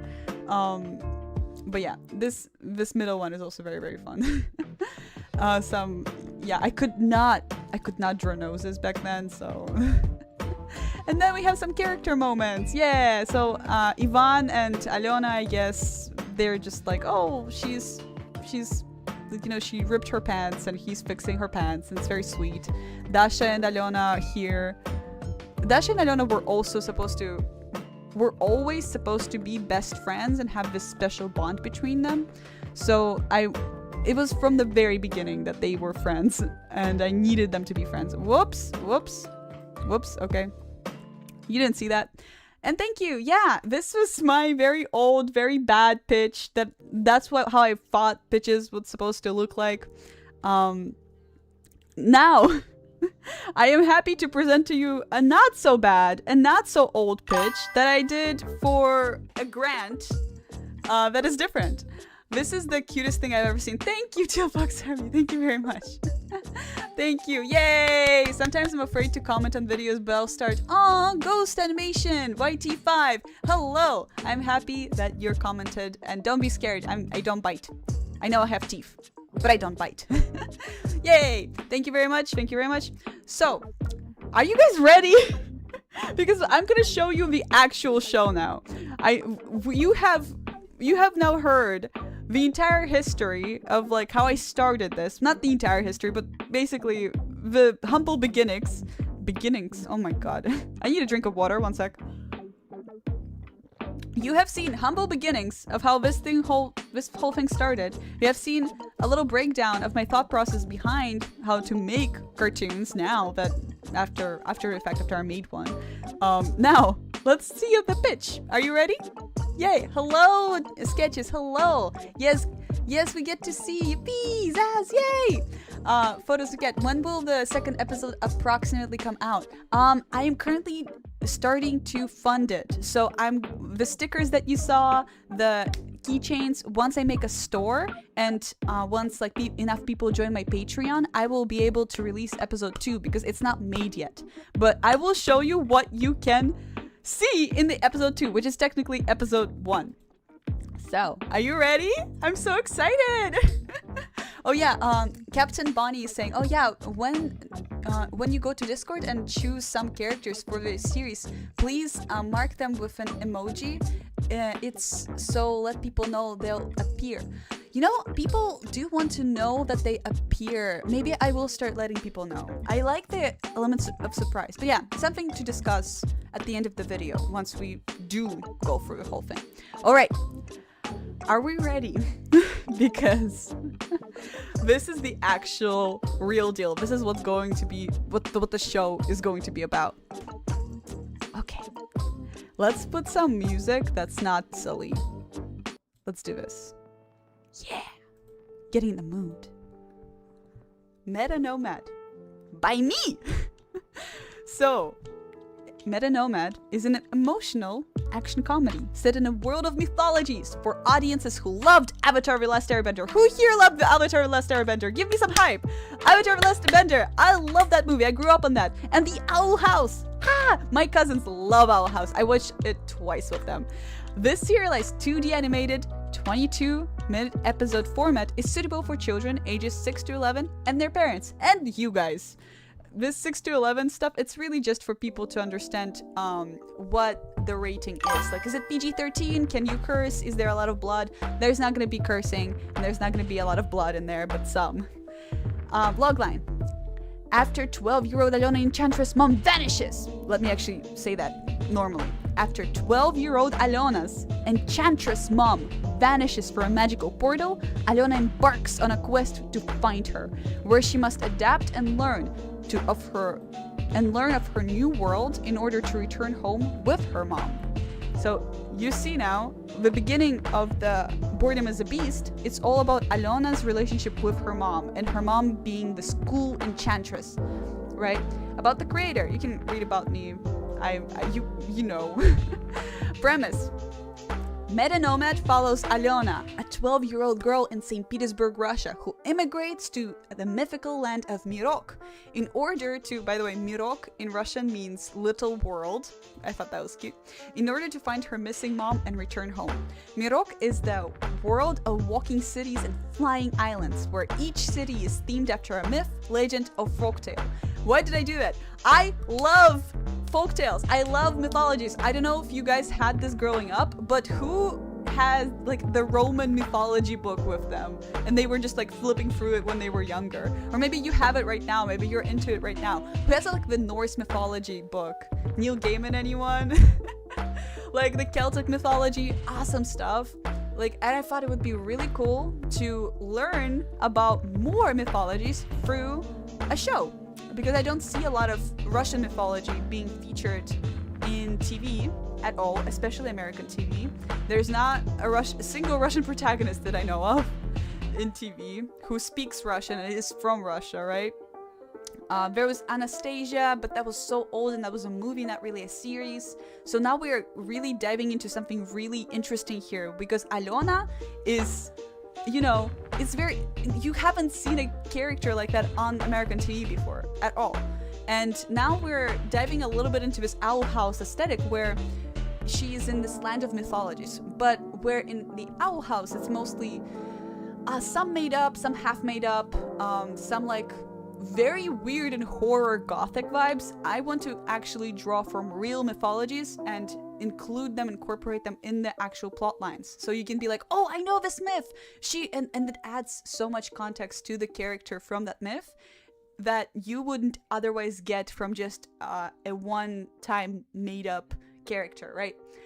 I love the Percy Jackson epic, the musical, everything that has related to Greek mythology. Yeah, right? It's so cool. I know you guys are a fan of epic. I listened to epic because of you, and it's so good. But I have no clue about Russian mythology or much about Greek mythology. Yes, so some people don't know anything about it, and that's the cool thing that I want to do with this series, is educate through fun content. So everything here is a folk tale or a legend. Meanwhile, Alona's mom Ira and her enchantress and other enchanters are trapped in the immobile blue tower that is Ira must defeat to escape. What is she defeating? We don't know. Oh no, I'm not gonna highlight it. It was a spoiler. Uh-oh. Since Ira is the most powerful enchantress, she's able to follow her daughter's adventures using a crystal ball and drop occasional hints to help Alona in her journey. So this is where we get it a little bit into Gravity Falls. Who here likes Gravity Falls? Because this is going to be a fun Easter egg hunt as well, through these type of clues that you're gonna see throughout this series. Alona's determination to find Ira attract the attention of Kashay, Garrick, and Dasha. You already know those characters, you know them, you love them. Together they travel the walking cities of Mirok, helping its people and learning their mythologies in order to reunite a daughter with her mother and rescue the world, other enchantress, you name it, from the Blue Tower. Story engine. We're gonna have linear serialized arcs, so each episode will build upon the next episode story. A typical episode would include a self-contained adventure that teaches healthy coping strategies for emotional self and cordialation, while simultaneously advancing the overarching plot of Alona mastering her emotion magic to find her mom. That was a mouthful. Meaning, my mom's practice. My mom is a therapist. Her practice is named Meta Nomad. She helps people with immigrant background to kind of cope with change. You don't even have to be an immigrant from a different country. You can be an immigrant from a different state. You can be an immigrant from a different town, from a different school, from a different apartment. Have you ever moved in your life before? And this is what this show is tackling. This feeling of change and this feeling of not belonging, this feeling of something is escaping, this feeling of nostalgia and wanting to go backwards so bad that it's tearing your soul apart. Yeah, this will be peak. Thank you Zaz. I watch stuff like this a lot. I'm so happy about this. Like, I like Epic Quest, Brave, TGE, Cowardly Dog, etc, etc. I love those too. Those are great. Join the king. Thank you so much for sharing. Frostine, I imagine Poseidon appearing from nowhere and offering some sushi on the coast and then leaving. That's very funny, Frostine. I love that. I would love to include that. Hey, maybe a year from now, that's gonna happen. Yeah, so we want to teach you from this show some coping mechanisms. So this whole entire first 3.5 minutes of the Boredom is a Beast, it was about how to deal with suppressed emotions. Not outwardly, but once you dig deeper, you kind of see the idea.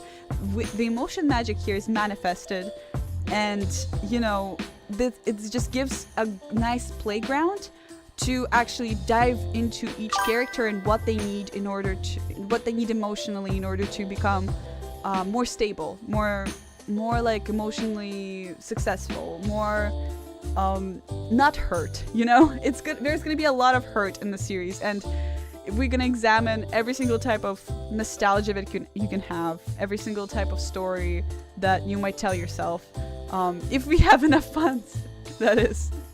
Emotionally regulated. Thank you, Ender. Thank you, that's true. Lesya Meta Nomad, Turkish cast is wrong. What's going on?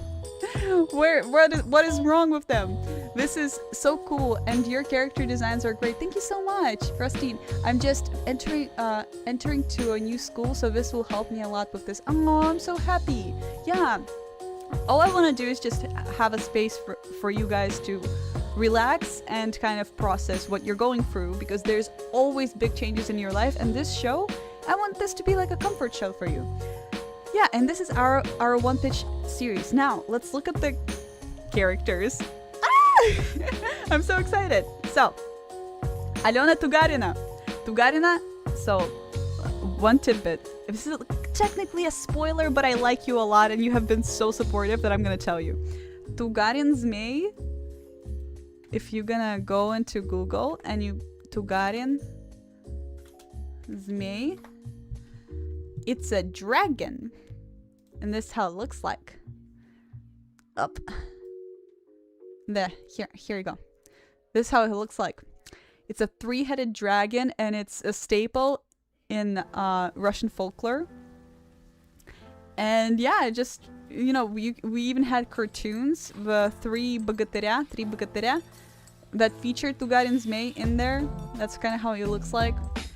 And it's very interesting that Alona's last name is Tugarina, right?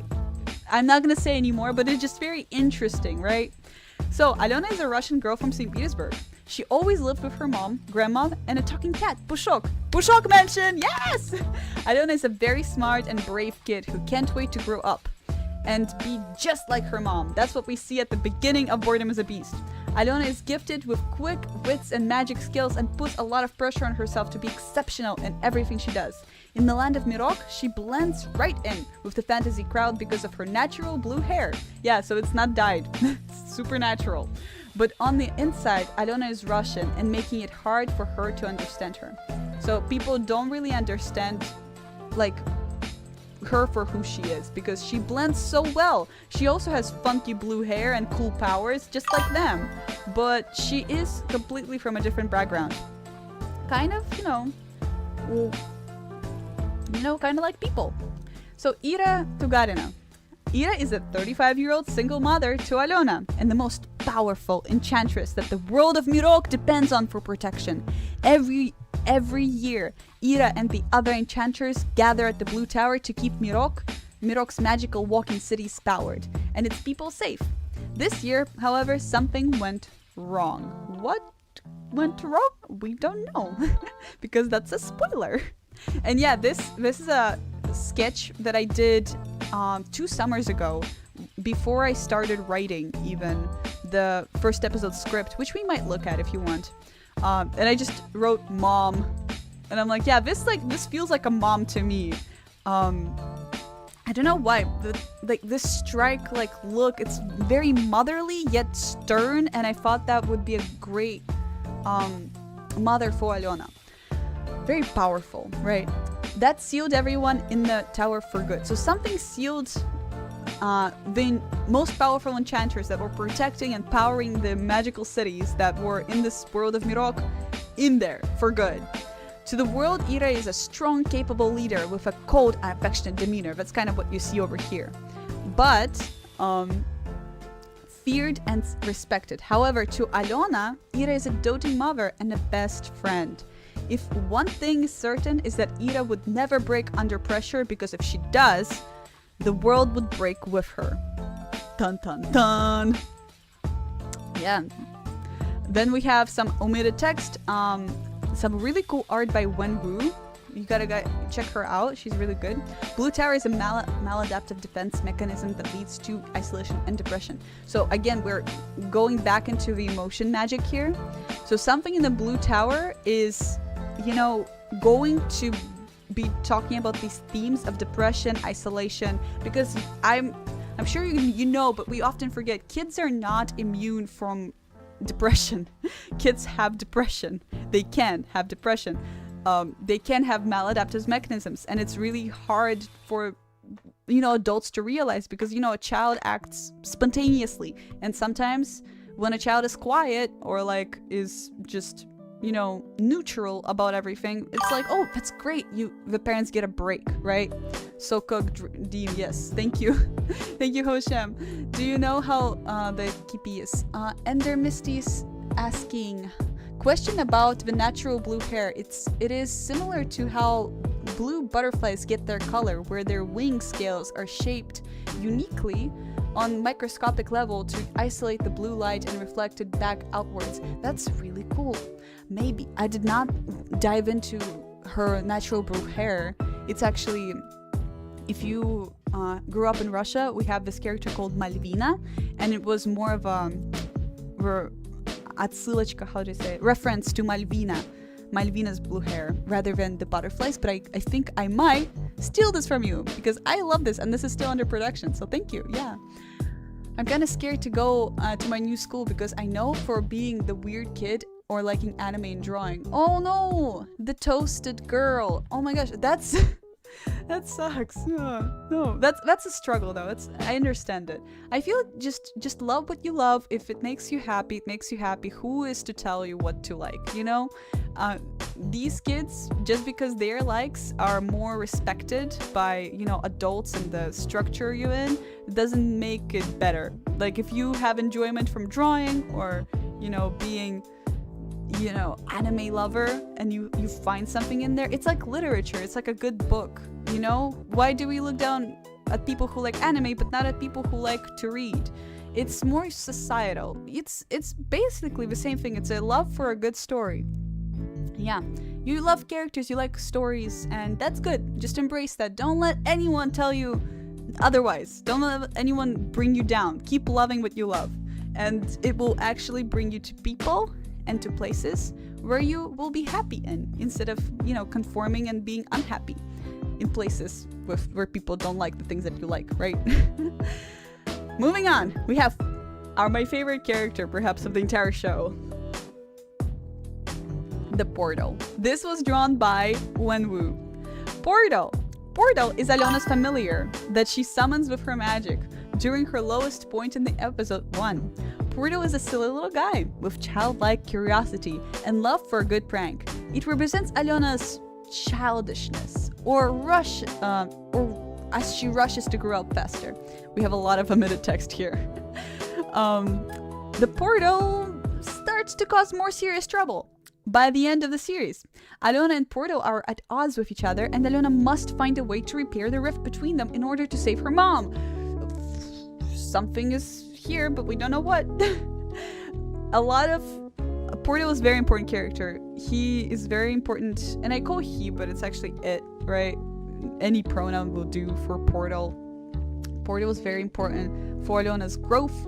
It's the foil that she needs to press against. It's like Alyona's familiar. Кощей Бессмертный. Кощей, I didn't omit anything, and you will love this because I'm gonna read everything without hiding. Because Кощей is your favorite, and it's my favorite too, so I decided to just leave everything open for you. Кощей Бессмертный. Кощей is an ancient character from Russian mythology, similar to the Lich King. He's an immortal ruler of his walking city that is themed after old Russian funeral practices. Naturally, his citizens are a community of undead, zombies, ghouls, ghosts, and spirits. Kощей lives in a workshop of magical items where his beloved mother, Baba Yaga, who knows Baba Yaga? Who knows Baba Yaga? Often sends in her broom for some fixin'-uppin'. Though he starts off as the show's villain, Kощей slowly reveals his true colors of a kind and protective father figure to Alyona, Dasha, and Garrick. Yes! Isn't that crazy? Blue Cookie, I am here. Hi, Blue Cookie! I'm so happy to hear that you're here. Kощей is awesome! Yes! Baba Yaga! You know her! You know her! We love Kощей. So yeah, Kощей is a very central character to the plot. He is not the main character, but he is definitely has a lot of impact on the story and the characters and how they grow. He's this mentor figure that starts off as the villain. And a pretty scary villain. The army of undead, try beating that. Like, how can we, like, how did he go from being like this ruler of undead to now having, you know, this happen? What, like, I'll show you at the very, very end. This is Kощей. This is the ruler of undead. This is the guy who can destroy you in one sitting, and he's with a bunch of kids. Just kind of like, these kids again. Like, what? This is so fun, right? This juxtaposition of his personality and how he develops over time. I would love to tell a story about that. I love Kощей so much. We love Kощей! We love Kощей! Like, he has a very interesting story. And I cannot wait to tell it. I'm gonna plug my Patreon again. Go on Patreon and you will see more. So okay, Dasha Wood song. This turnaround was done by Angela Howe, and this is Dasha in her uniform. Basically. Oop, desktop audio. Okay, there we go. Basically, Dasha is an elf. We were debating what Dasha should be, because everyone in HOORAH, everyone in this city of HOORAH, in this world of Mirok with fantasies, has supposed to be not human. Alyona should be the only human in there. But Dasha was also human in the original, so we were trying to make her into a cat girl, into like we added her shark tail at one point, and then we settled on elf because you're gonna see why. Dasha Woodsong. Dasha is a 13-year-old girl from Mirok. She comes from the family of well-established elves that have lived in Mirok for generations. She is very different from her family, a rambunctious, sportsy, and incredibly loving person. So her family is not very loving, huh? She naturally develops a crush on Alyona, and with a strong personality like that, it is no wonder that Dasha is the most popular girl in school and Alona's first friend. So, because Dasha's character was very rowdy and sportsy and I'm just gonna face all the problems straight on. I love my friends. She was very like wears her heart on her sleeve, very open to the world and be happy basically.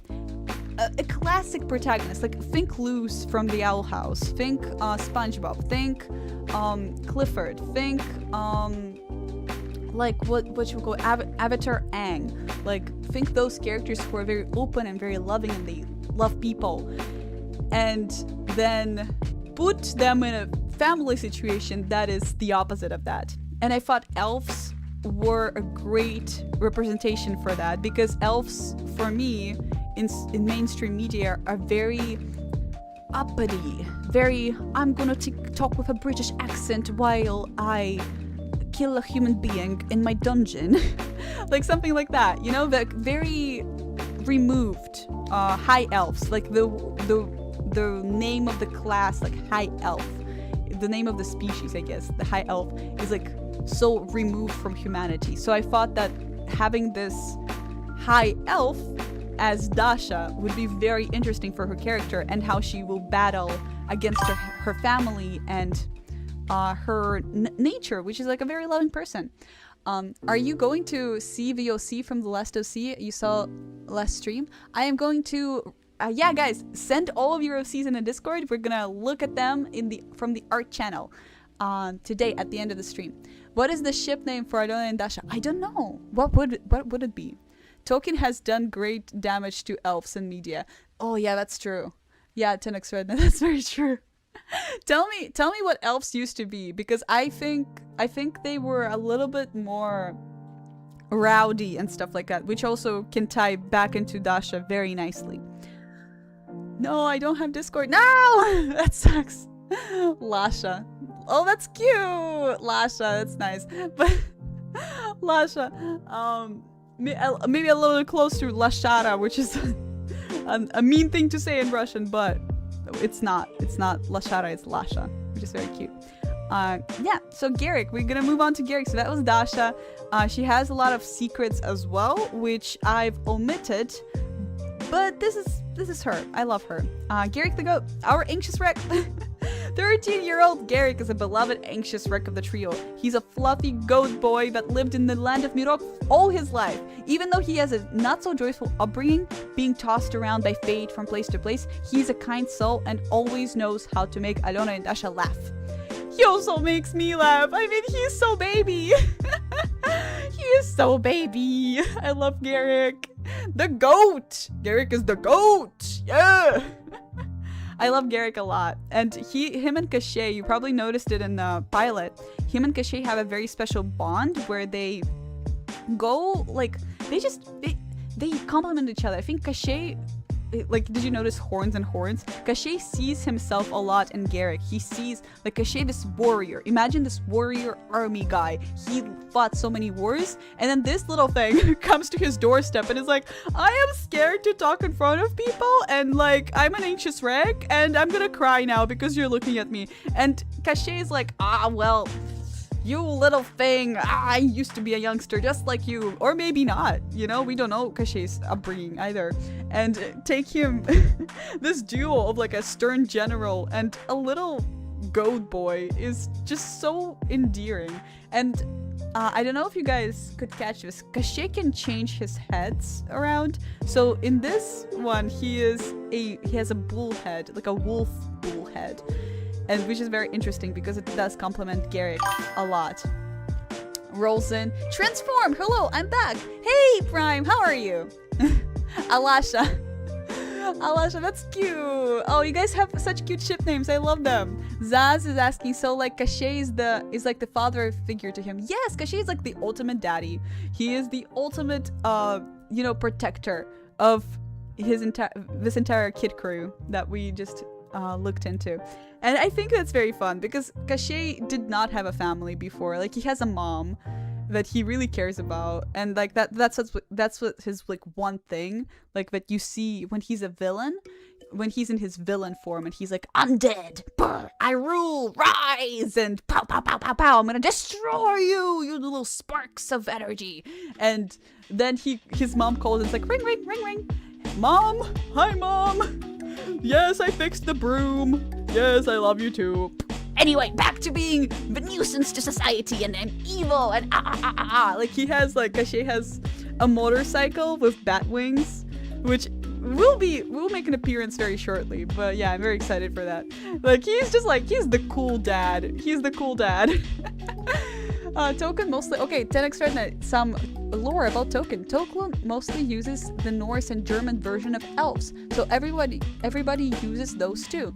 But there are also Shakespearean elves that are more fairy-like. They were troublemakers. Yeah, the trickster fairies. I love those.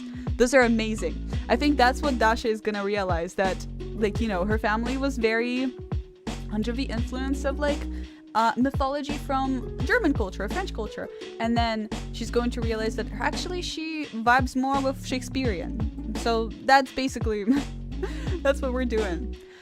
Awesome! I love motorcycle. Me too. Oh my gosh, Blue Cookie, did you use my message? Did you see my message? I just saw your message right now. Yeah, awesome stuff. I love motorcycles. Me too, Zaz. Yeah, Masha Tugarina. So Masha is Alyona's grandmother. She's lovingly called Baba Masha or Babushka. You know, like babushka. Everyone knows babushka, but it's actually babushka. Yeah, it's not ushka, it's ashka, right? Babushka. Baba Masha is Alyona's guardian and co-parents her with Ira, which is Alyona's mom.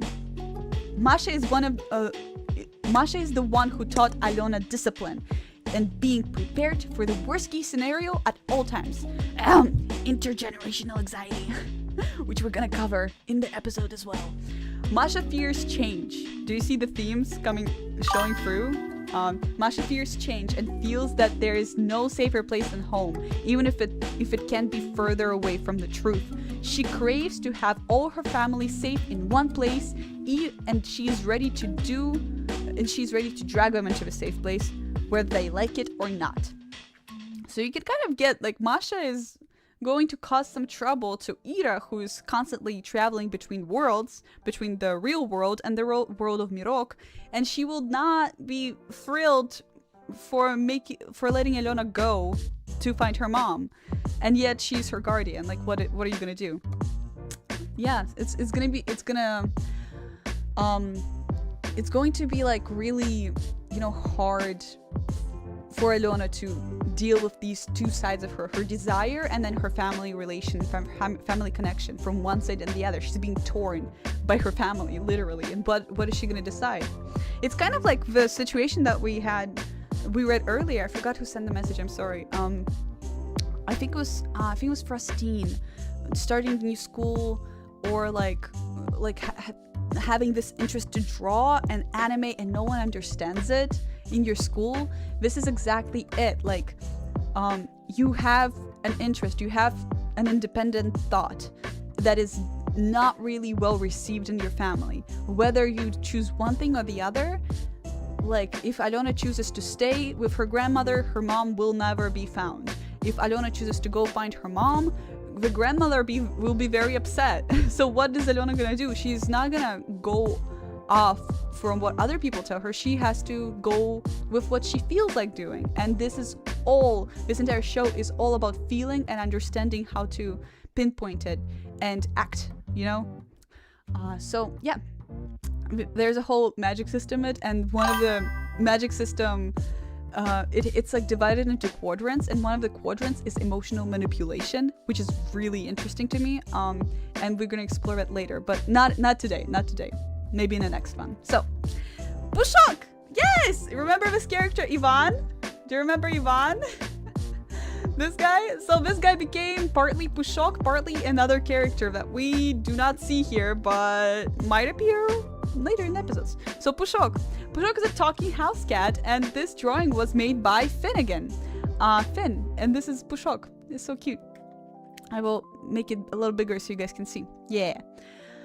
So Pushok is a talking house cat and acts more like Alona's older brother than a cat. Pushok loves tarot cards and gaming and teasing Alona. Though he can be a pain to deal with, he knows that sometimes Alona needs someone to prove wrong and push against. He happily lends his services. So he's a Machiavelli, smart but type of character. Cute cat. Hi, watch out for Want. Hi. Hello. Jess, hello, same. You're also a cat, Jess. Blue Cookie, are you gonna show my video because I can't post on Discord? I will stick with Discord for this time, but if you do post it on YouTube, I will see it because I see every single post that is on YouTube. And whenever I can, I do comment. Yeah. Yay! So yeah, that's Pushok. He's very smart. smart butt. Now we're gonna go to the setting. This also was drawn by Finn and it's gorgeous. I am so happy with how it turned out. You can see this is the world of Mirok. So this is a view from one of the walking cities. So we're not in the ground right now. This city is up in the air, thousands and thousands of feet up in the air on legs. And it's walking around. And there's airships flying all about. And imagine like it's a bustling crowd and stuff, but this is just how it looks right now without the crowd, very peaceful. Mirok is the dimension where folktales and mythologies originate from. Every single story, every single creature of every single culture is real and lives in its own walking city that travels the misty, abandoned forests of Mirok. Yeah. And the walking cities of Mirok, that's kind of how they look like. The walking cities are giant constructions that are powered by magic and inspired by 1960s utopian architecture idea of moving cities. And also, you know, house moving castle that can travel and connect people knowing no boundaries. Yeah, this is kind of how you see like there's clouds, a little bit of a ship. This was drawn by Wen Wu. Wen was exploring how some citizens might have their houses without any staircases because they have wings, so they don't need any staircases. And yeah, it's just really cool world. And we've drawn this for about a year now, and I'm very excited to just keep developing it. Okay, this is my favorite page. Are you ready? Are you ready for my favorite page? I'm so excited. The Blue Tower. Ah! Okay, I'm calm. The Blue Tower. Only the most powerful enchanters can get to the Blue Tower. It is gathering spot for world-class leaders and protectors. No walking city can ever come close. No usual teleport spell can ever infiltrate. No one dares to reach it by foot through the mists. And you can have the slow reveal of how the tower looks like. This is how it looks like. Isn't this the coolest thing you've seen? Like, man, this was drawn by Finnegan, designed by Wen. So this is the tower design, and you see these are the clouds at the bottom that it goes down into the mists of it all. And this is where perhaps Ira is located, right at the tippy top. Well, not perhaps, Ira is in there. She's trapped. She needs to get out. She needs Alona's help to get out of this tower. And what a beautiful tower it is. I wonder how long the stairs would be. I know, right? Probably pretty long. Sorry, I just really like Mune Guardian of the Moon. Oh, that's like a show. That's really cool. They said, could you add Maya mythology to the series? Frostine is asking. I can. I would love to add Quetzalcoatl in there. I've already actually been doing some research in Quetzalcoatl. I know Hoshem has an OC, a Quetzalcoatl OC, so maybe we might use Hoshem's OC in the actual, episode pilot, because I do want to incorporate your guys' OCs as characters, like working characters with voice actors and everything that have like multiple appearances in the series. Like, that would be really, really cool. And if you want to make that happen, go to my Patreon.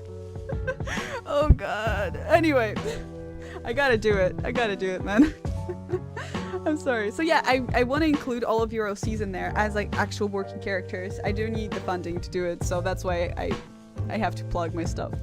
Anyway, so this is my mythology would be awesome to include, and this is right now we inspired. I think this is German with like some like little houses. You can see in Bavaria some of the roofs like this, and a little bit of Russian as well with the spires.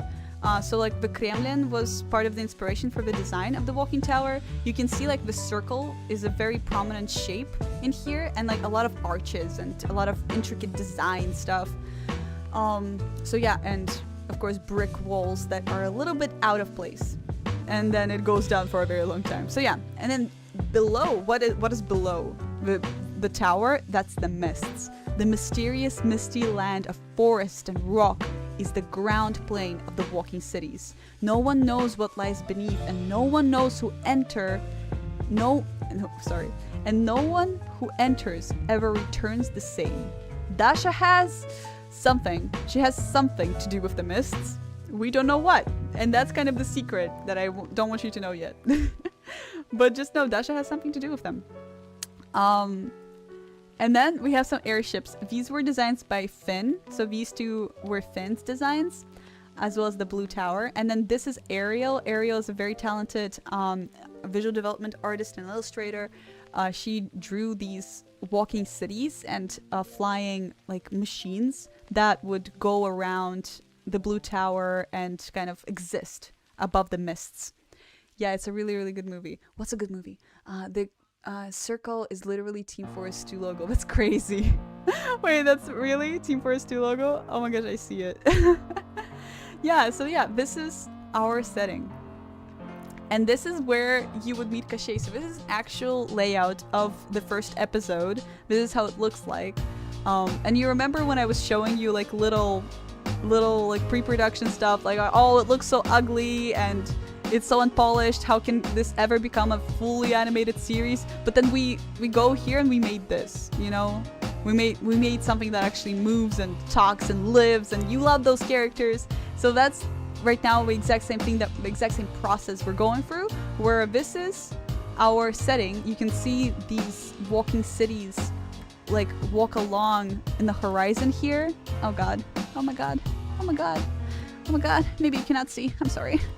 Okay, you can see those walking cities on the horizon. You can see the Russian funeral practices, like old Russian funeral practices with these tombs that are on chicken legs, basically. If you know Baba Yaga, and I know some of you guys know Baba Yaga, you might also know that she lives in a house with chicken legs, right? So, yeah, the Legends of Zelda, yes. Puzzle, that's correct. So Baba Yaga lives on chicken leg houses, and what Baba Yaga was originally based off of is a corpse. Why does she live in a chicken-legged house? Is because old Russian people used to bury their dead in these little houses like this above the ground, so that the scavengers don't get to them and that the weather doesn't bother them. So they wouldn't bury them, because you bury them and then the wolves go and they're like, oh, I'm gonna eat all the bones of my dead grandma. No, so you bury them on like a high enough like leg, basically high enough leg, and that's how they used to look like. So this is technically a tombstone. And then we have some more American and Japanese inspired tombstones as well, because we are really mixing it up with the types of mythology that you can encounter in the land of Mirok. And then for really, really, really, really, really Russian people, you would know the stone, the guiding stone. So in Russia, we used to have, in every single mythology, when you're at the crossroads, there's the stone that tells you where to go and what you will get. Направо пойдешь, жену в яму попадешь, налево пойдешь, там любовь найдешь. And this is exactly same thing. Like, you go to the right, you're gonna find Kashey's house. You're gonna go to the left, you're gonna drown. You're gonna go straight, you're gonna get lost. So these are basically guiding stones, and this is gonna be a very prominent theme in the series, because it's all about change and finding a way back home and finding home for yourself. Yeah. Fire, arson, what are we doing? Is there any Arab or African mythology? In case this is really cool, if there was, it would be really cool. I would love to include Anansi, the spider, basically, Anansi mythology. I'm not familiar too much with Arab. I think Aladdin would be really cool to include in there, like magic carpet. Oh yeah, there is Arab. There's Turkish and there's Arab. So Turkish mythology, there is in the first episode, Cachet has sabaki skarahode. I think that's Turkish. Those are like boots that go by themselves. Like you put the boots on and you run really fast. That's one of the magic items from a mythical story, I think, from Turkey.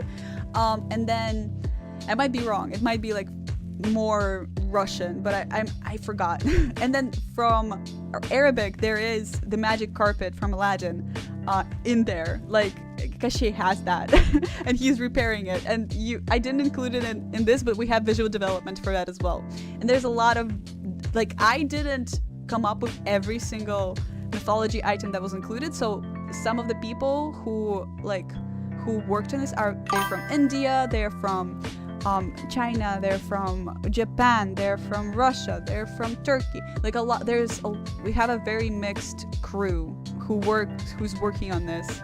We just need to get paid.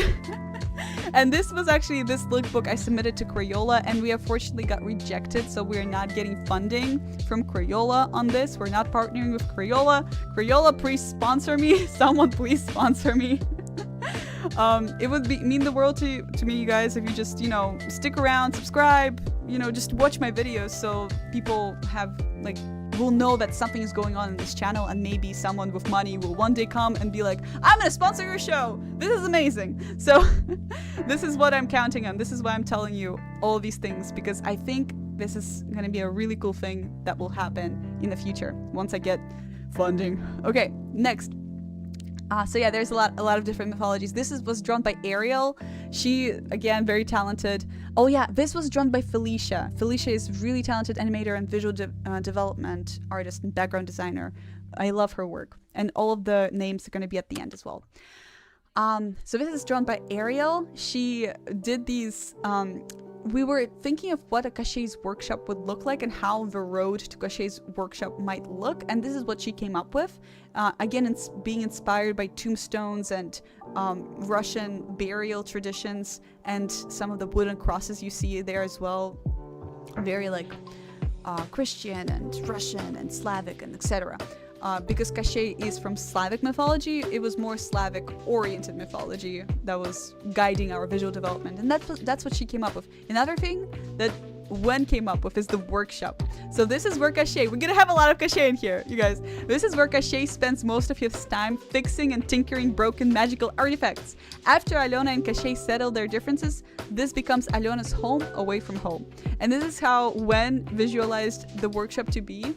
On the outside, and this is the workshop on the inside. I don't know if I can go a little bit closer. There's a lot of detail in here. Maybe I can ruin it for a sec. Yeah, I'll ruin it for a sec so we can do. You can see heads, you can see clocks with the faces. There's a lot going on in here, and yeah, there is also a cupboard. If you notice, if you go through this door, that's the magic carpet right here, the destroyed magic carpet, and the boots that go by themselves and you run very fast are right here. I might be able to go to Wacom and be like, yeah, like that. Yeah, I can do something like this. Is this better? I hope this is better. Maybe a little bit more. There we go. Yeah, so these are the boots over here, and then this is the magic carpet. There's a lot of different, I think this is Scheherazade. This is the crown of Scheherazade, which is also Arabic, I believe. I might be wrong, but I was not the one who drew it. We should ask when. Is there any Czech mythology? I don't know. I really would like to add some. Why does it remind me of spooky, scary skeleton background? That's so funny. That's true. There's a lot of skeletons in there. Maybe that's why. So yeah, and then you go for this door. By the way, this workshop is getting destroyed. This is why there's so much stuff in there, because it's gonna get destroyed. I'm a big fan of having a room that is very beautiful, and then throughout the episode just making it worse and worse and worse, as you can probably tell by this, how we begin the episode. Nice little, how would we say it? Yeah, this is a good shot. Nice little room, and then how we end the episode, it's like night and day. So the same thing is gonna happen over here, because I'm just a big fan of that. Yeah, and then you go through this door and you see these skulls on the shelf. And what are those? Those are Cachet's heads. So, fun fact, Cachet has 2 voice actors. Did you guys know that? The reason is for Cachet having 2 voice actors is because so first voice actor that we got for Cachet was Several Goblins. We got Several Goblins. His voice fits perfectly for Cachet, and I still want him to voice for, you know, the series. Then we got Igor. I loved both of them. Both of them just had different takes on Cachet, and they were incredible just for the vibe, and I just couldn't decide. So we decided, me and our team, we had this idea that Cachet, like very early on when we were writing, Cachet would be like changing his heads. Like we were like, oh, wouldn't it be funny if in this moment Cachet just was like, his head is like, I think Alona drop kicked Cachet's head. It's like, and then she kicked Cachet's head, and it like flew away. And because he's a skeleton, he's still alive, like in Coco, you know. Wouldn't it be funny in this moment if he had like a unicorn head or one of those horse heads, and he would just put it on top of his head? And I'm like, no, that would be ridiculous. I think it was Rajiv who. Rajiv also is actually making his own animated pilot, which check it out. But yeah, I think Rajiv is like, would it be funny to have a horse head? And I'm like, no, Rajiv, that's dumb. Like we're not gonna animate a horse head. Imagine animating a horse, that would be ridiculous. But then this 2 voice actor situation happened, and I'm like, Rajiv, you remember that horse idea? That was genius. Actually, let's totally do that. So that's why Cachet's original skull was supposed to be just a normal human skull, and I have Rajiv drew beautiful, like Indian inspired design for Cachet. Because Cachet was supposed to be a general and very multicultural, because he collects artifacts from the places that he visits. He's very well traveled, so he would have like, he maybe like just visited India and he got like bunch of attires from there. And Rajiv, he designed beautiful Indian Cachet, and it was like the human skull with like this cool, awesome beard of flowers, and like I will show you maybe later in the next streams. And then why is Cachet in this one? Why is he a skull with horns and a wolf kind of mouth? Like he does not look like he has a beard of flowers. Like he's different. It's because we decided that Igor would be the voice. The voice of Igor is the voice of original Cachet in the pilot that you just saw. Igor would be the voice of Cachet when Cachet is nice. When Cachet is happy, when he is content, when he is among his friends and family, he would use this skull and this voice, which is his original voice. And then when Cachet is a general and a very stern villain, that's where his other voice, the voice of several goblins, comes in. I might even have to... Do you guys want to see? Are you still doing the OC thing? I am. We're going to review your OCs at the end, so submit them right now. Do you guys want to see? I know you guys are drawing while, like, a lot of people draw while, you know, streams or do something else, like cleaning up. So if you are drawing something while streaming, submit it over in a few like minutes to the Discord server, and we're gonna look over it. Do you guys want to hear the Cachet's voice stuff? Rob Productions saying, yo, Lesya, have you heard about Marcus the Worm? Because I would like for you to add reference to him in the show. I don't know Marcus the Worm. I guess I will find out what Marcus the Worm is. I don't have Discord. No, it sucks. I'm sorry. Is there an Islam-Muslim mythology in this? I would love to add some. I think so. I think that'd be really cool. Yeah, I'm not sure if this Scheherazade stuff is Islam. I will have to look it up. But yeah, I'll look up for you. Yeah, do we want to hear? Yeah, Cachet has literally two-faced, and he has literally two voice actors. Let me see. I'm trying to pull up one of the Madame voice recordings. One of the lines. Let's see. Yes, Mom, I'm fixing it now. That's Igor. Yes, Mom, I'm fixing it now. Yeah, so all the voice lines are done for Cachet. Yes, Mom. For episode 1. Fixing it now.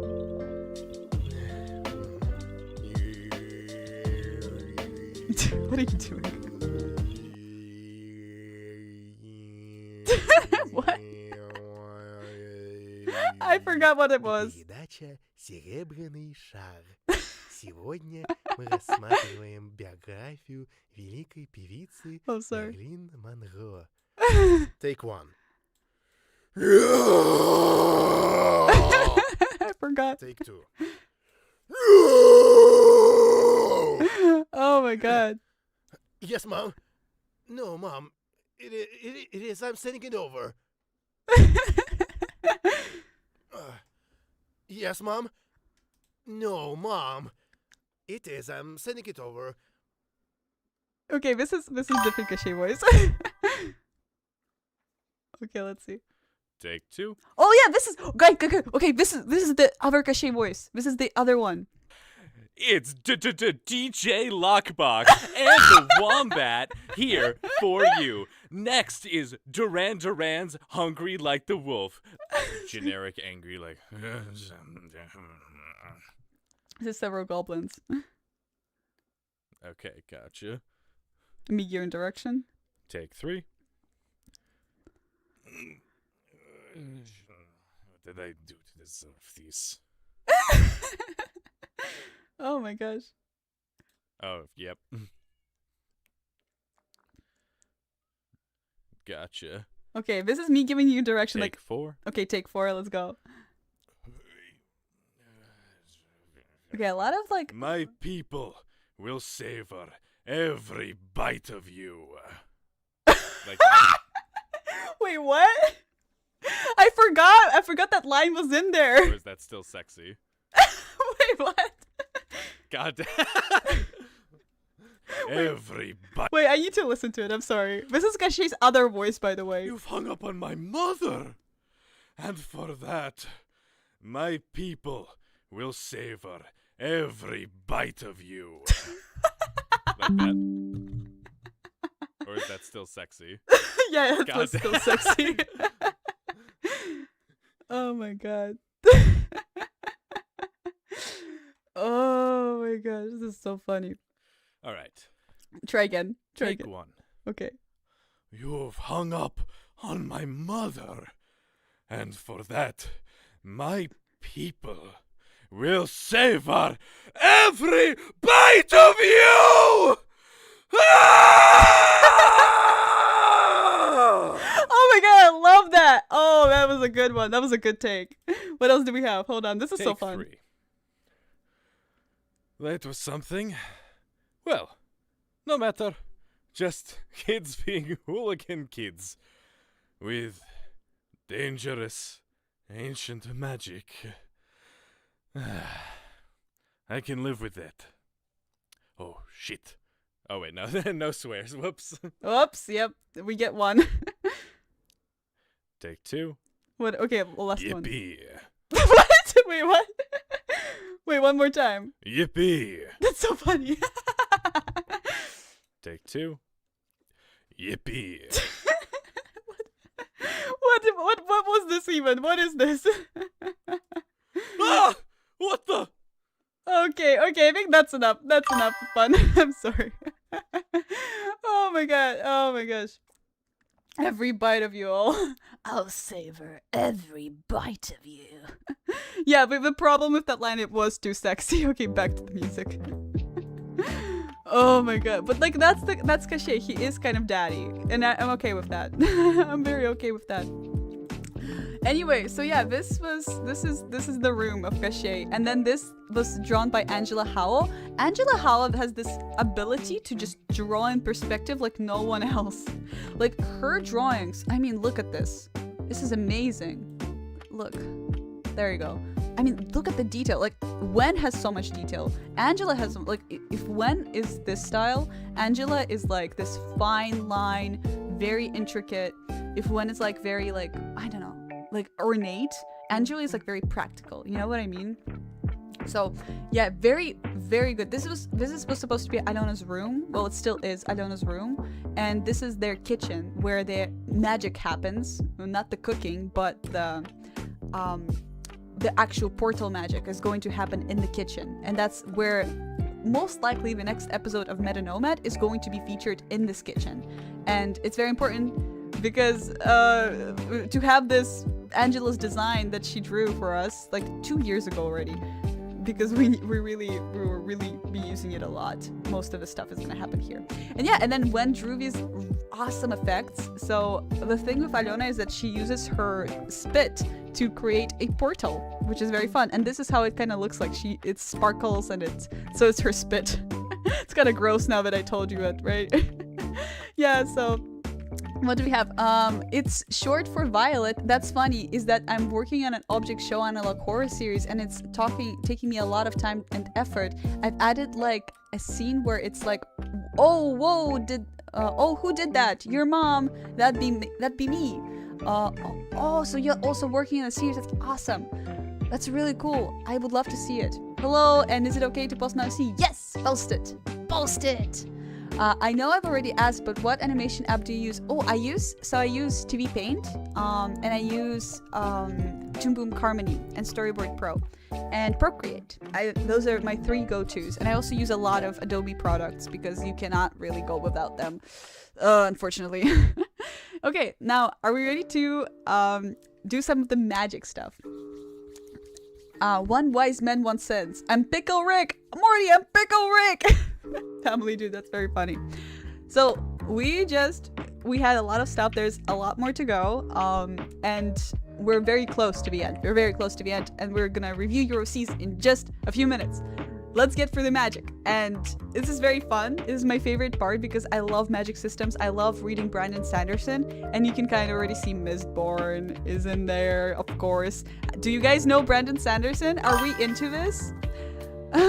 I love the idea of emotion, like my drawing. That's so cool. Yes, thank you. Like, you know how you can post photos on your channel? Like, that's what I mean by post. Yes, you can totally do a post. Get more fans to expand the fandom, because this message for you and your indie animation fans to support Alison Lockhart's Battle of the Bands indie animated series. Get more fans to expand the fandom, because this is a message for you and for indie animation fans to support Alison Lockhart Battle of the Bands indie series. Go support indie projects, they are really good. I sent my log dragon on the Discord. Thank you. Actually love him. I think I would. I would love him. Frostina's saying, Lesya, actually I'm helping in a series on your server, and I already made a character design. That's so cool. I'm so excited. Hi Hunter. Hi. Okay, we're doing magic. And so, guys, submit everything that you drew during the stream to the Discord. It's gonna be a lot of fun. So, emotion magic. In this world, emotions can be manifested by enchanters into the real world, as we saw in the pilot that you just watched. Once they are manifested, you can see, hear, and even smell them. Stronger emotions take more defined shape and can even have their own personality, like Portal. Inspired by Inside Out and Mistborn, this magic system is a unique way to explore character development, inspirational dynamics, and how they affect the world we live in. Literally affect the world we live in, as we can see. This destruction was caused by Alona's emotion. So the portal. Portal was like Alona's friend. Alona can summon a portal creature. It first appears when Alona failed her first spell. It is her something. It is a rare and soon-to-be forbidden magic. Her portal has a mind of its own and loves to play tricks and pranks on Alona.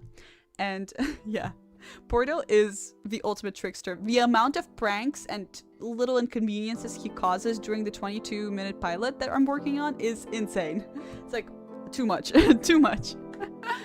Such a cool idea. Thank you. Thank you so much. Lesya, it's me, Shira. But now I'm better, I guess. That's cool. Shira, hello. I missed you. How are you? Bum bum bum bum bum. Battle of Bands. Battle of the Bands. I don't know what Battle of the Bands is, but I am glad. I am going to time you out because you're... Yes. I don't know you, but I posted my art of you on YouTube. Thank you so much. Oh, that's so sweet. I don't know you, but I saw... Thank you so much, Art McGavin. I remember you have been here on the streams a lot, and yes. Oh, I didn't want to delete it. Oh man. I'm sure Battle of the Bands is awesome. I'm just, I'm trying to focus, It's a little distracting when people plug their own things in the space where I'm trying to talk about my thing. But yeah, I think supporting other indie series is really great. And a lot of my friends are working on indie series like the Fight Club. My friend Izzy is working there, and there's just so many projects like the After Pilot, Berajiv. There's a lot of things to support. And yeah, let's go back. Magic system. So yeah, Portal is really cool. I thought that was a really good idea. I was like struggling with finding what Portal might look like, and this is kind of what we ended up with. This is it.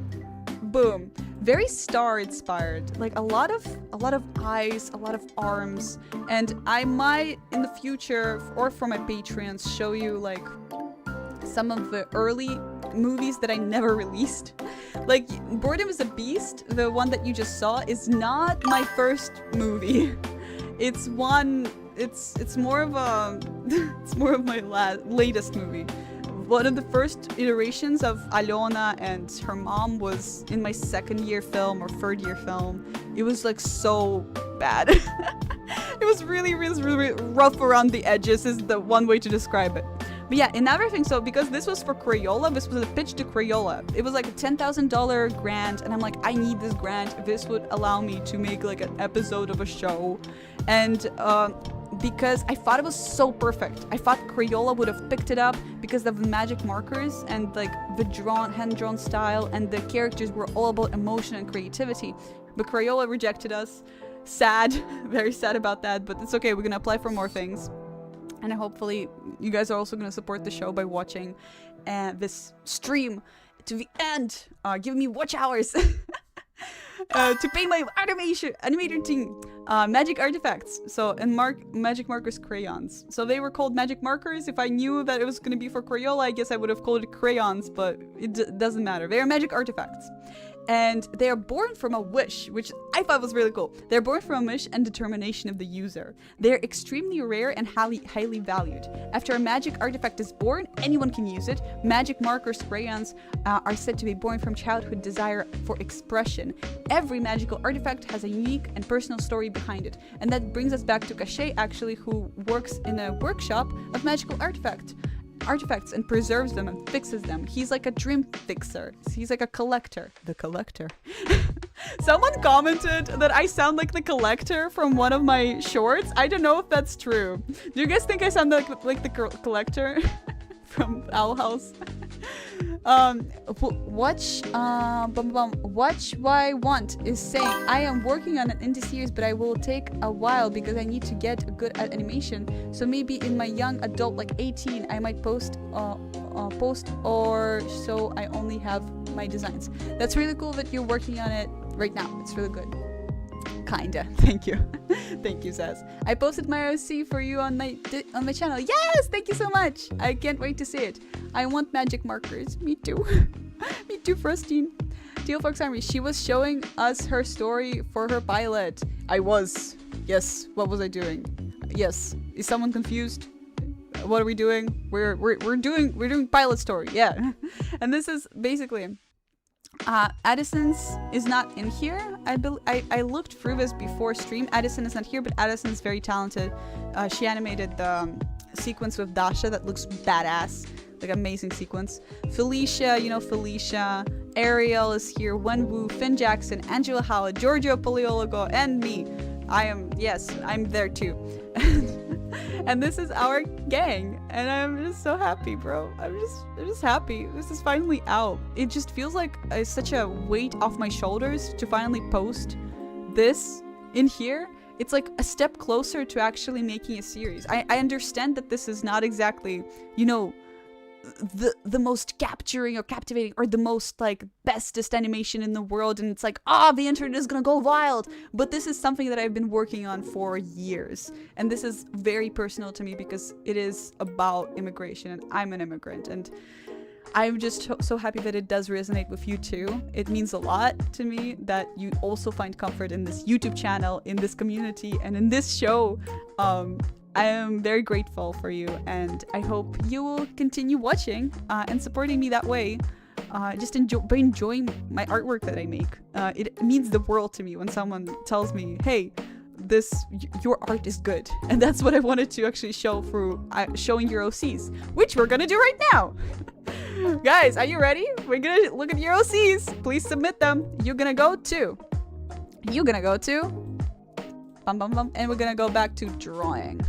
Yeah, we're not on stage anymore. We're not showcasing anything anymore. We're now back to chill vibes with Lesya. We're gonna go to Metanomad Club and we're going to announcements. In the announcements, you can see everything. By the way, who did this? Who did this? What's the username of the man who did this?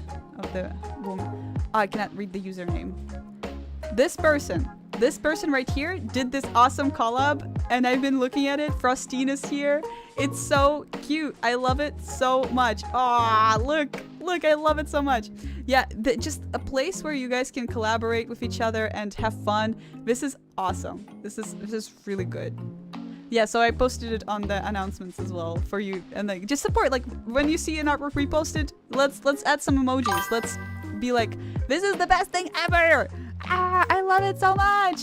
A lot of emojis. That's how you basically show your applause on Discord. If you didn't know, like a lot of emojis. There you go. Yeah. Anyway, I got distracted by beautiful art. Let's do it in the structured manner. Art channel. Go to art channel right here. It's in general chats. Art channel. And we're going to go basically. I'm going to scroll to the bottom. So I'm gonna go from the bottom upwards. And that's how we're gonna do. We're gonna do maybe 10 pieces. So not a lot, just 10.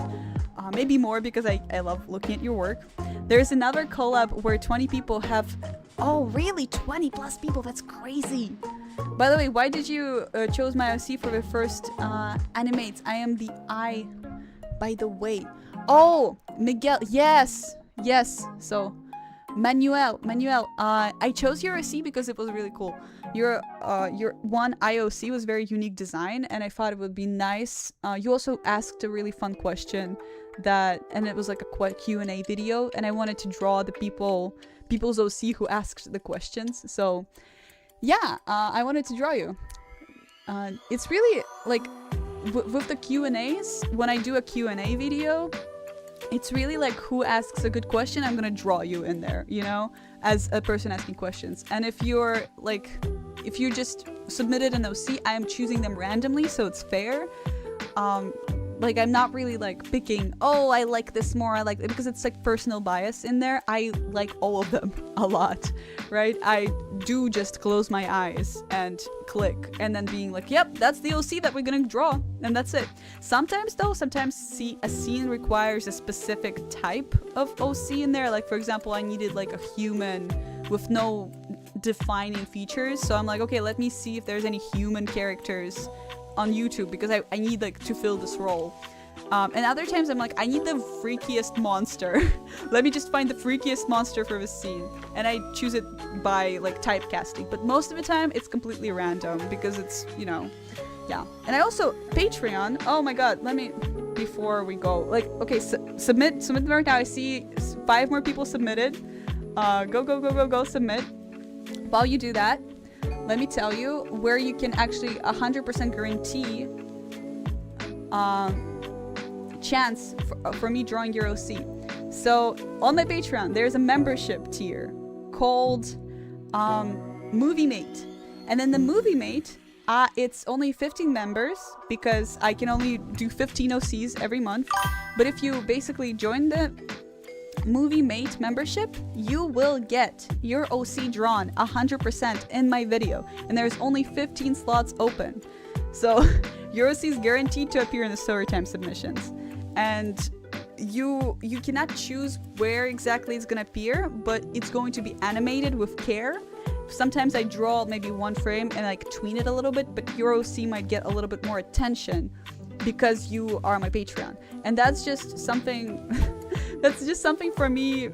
It's like a little bit for you, a little bit for me. Like I still do random OC submissions that everyone can participate no matter of their income, and then also I open this option up for people who do want to support me and want to have their OCs featured at the same time.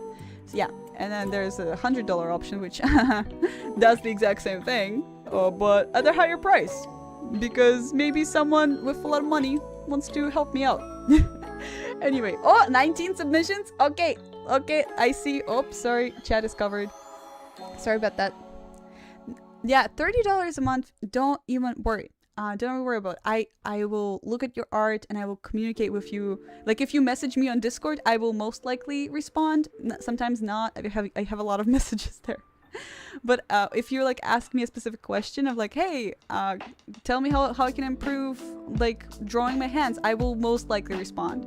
Like I love helping you. Like I'm not like removed from society. I am very much a real person and I will respond and look at your art and say how cool it is. Because I love doing it.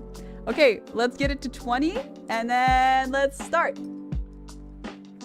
3, 2, 1, let's go review your LCs! Heck yeah! Oh god, jump to present. Whew. Okay, we're gonna go upwards. So, wow, okay, so. Manuel, GG, more of my OC, that's amazing. Let's see. DTIYC, Linux. That's such an incredible style. That's so unique. That's so like, you know, a little bit Slenderman inspired, I would even say. I love the pen work. This is really creative. I love it. And it's, oh, okay, so this is the lineup of the characters. I'm assuming this first character is here with the one eye. That's so cool. Look how intricate the details are. Yeah. Wow, and I love the hands. This is very unique. Wow. Wow. Yeah, wow, that's so cool. So you have this theme of like kind of detached hands and limbs. That's very fun. Very magical too. Oh yes, I remember this character. I was like, that style is familiar. That's you. I remember you. Manuel, that's really cool stuff. Wow. Yeah, guys, follow Manuel on Instagram. Very fun cosplays and also very fun art. Yeah, this is like Slenderman. That's awesome. This is giving me like childhood trauma in the best way possible. Like, you know what I mean? Like very comfy horror. Like very like whimsy horror. I love it so much. Very cool. My Discord won't. No, your Discord. It's okay. I will, if you submit on YouTube, I will see it myself. Maybe not on stream, but just myself. I will see it. Okay, now we're moving on to Meline art.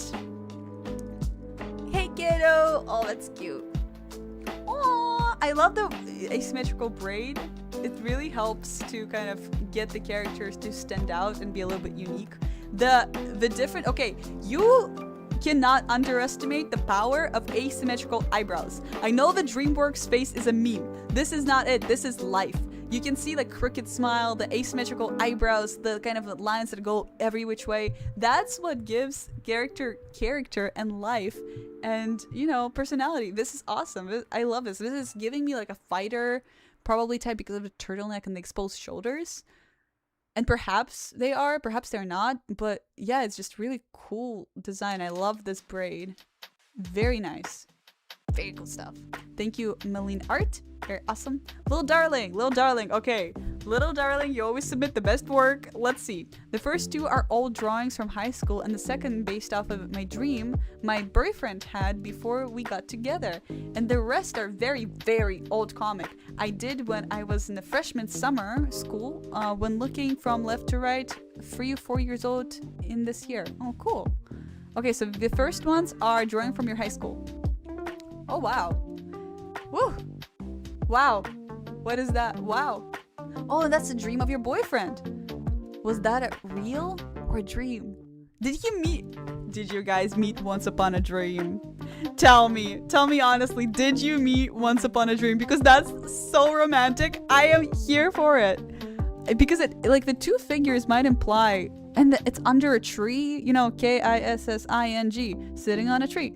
Like, this is so, yeah, like, you met in a dream. That's amazing. Who else can say that they met their boyfriend in a dream? That's so cool. I guess their girlfriend, or yeah, their partner in a dream.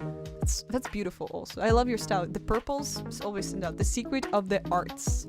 Ooh, nice. Behind the decorator's view. Alt universe. Wow. Oh, Bendy universe. The secret of the arts. Bendy and the ink machine. Ooh, fan made. That's a cool logo. Now that's a cool logo. I see the Procreate brush in here. I see it. Ooh, comic. Wow. So we have them just being like, boom. Rawr, beers. Question mark. How's this possible? What just happened? That's really cool. Nice paneling too. Nice break of the panel. Yeah, very creative. Love it. Oh, and that's the ink. Nice. Nice.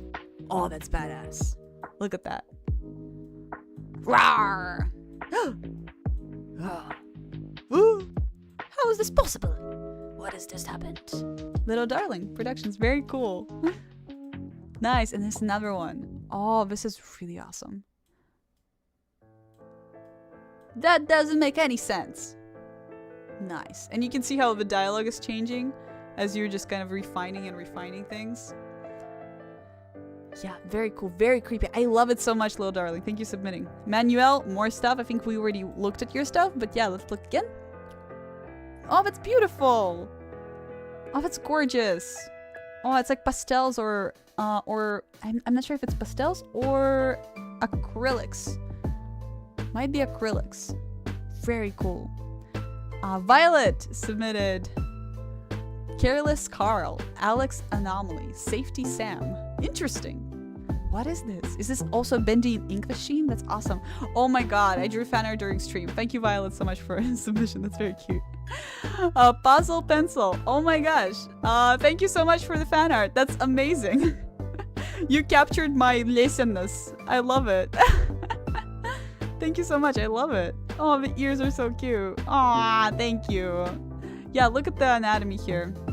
You got the trapezius muscle, you got the shoulder in here, you got the thumb kind of like indent that we have.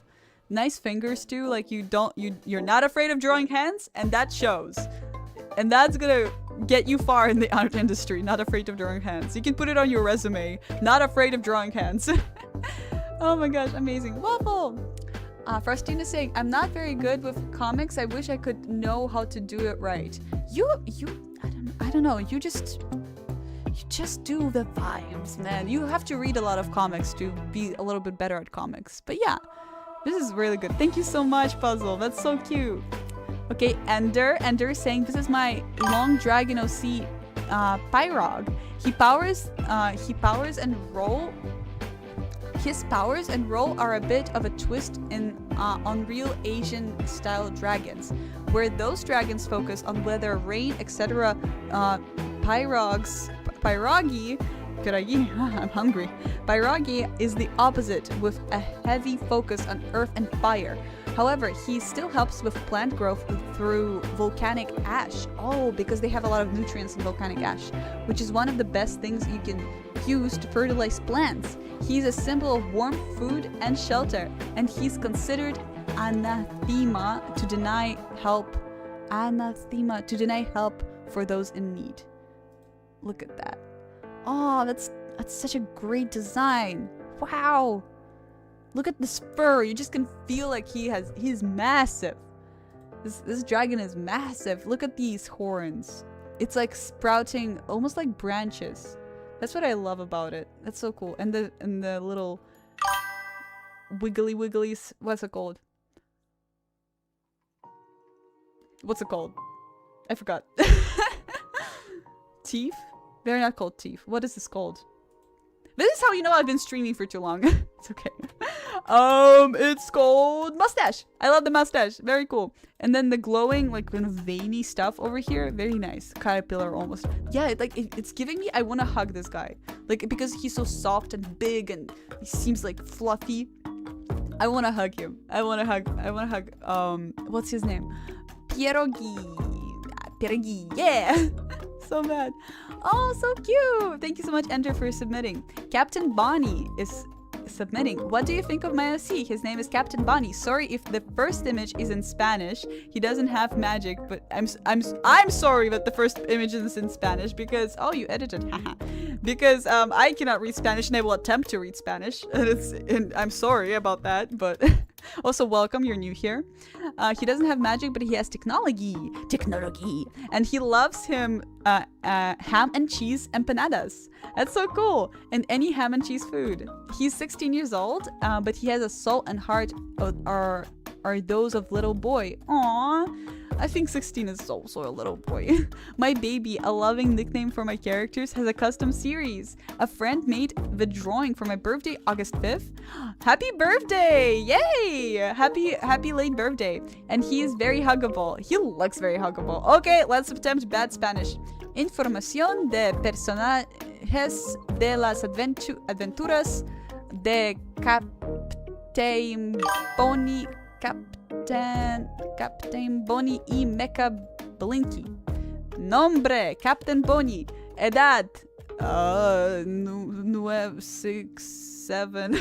Especie, conejo antropomórfico. Género, masculino. Personalidad, inocente. Cariñoso, creativo, tranquilo, rol, protagonista, ocupación, ingenier,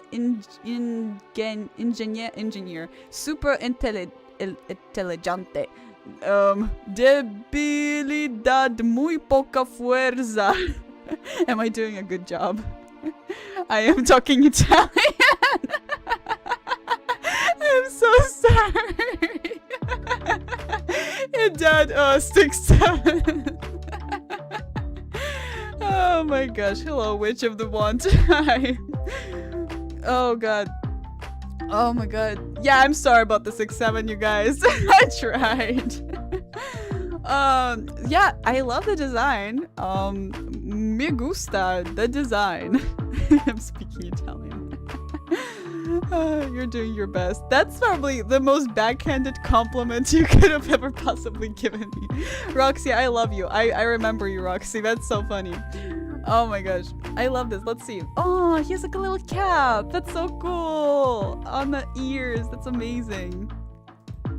Ah, the back. I gotta check that out. I love the pants. Like they're very like, you know, print of the army print, but also in blue. I think it's very nice. Wait, I think, did we? We might have. Okay. Oh, Ace, right? I think that's Ace. Or Among Us? Maybe. I love this. This drawing is so cute. So that's for your birthday. That's what your friend made for your birthday. That's amazing. Oh, it's so cute. You're 1 year old. That's adorable. That's how I think this guy sounds like. Like King from Owl House. This is a funny guy. Oh, you have a lot of funny guys on your belt. What is going on here? Wow. That's so cool. I love it. Thank you so much for submitting. Oh my gosh, Captain Bonnie, that's amazing. And welcome to the channel, I guess. Yeah. Little darling, again, with your awesome comic panels. Amazing art. A lot of teeth. Very a lot of teeth. I'm still waiting for the animation, little darling. I want to see it. I saw some drafts. I don't know if you finished it yet, but I would love to see it. Captain Bonnie is saying, Teal Amy is saying, the absolute message, I know, I cannot.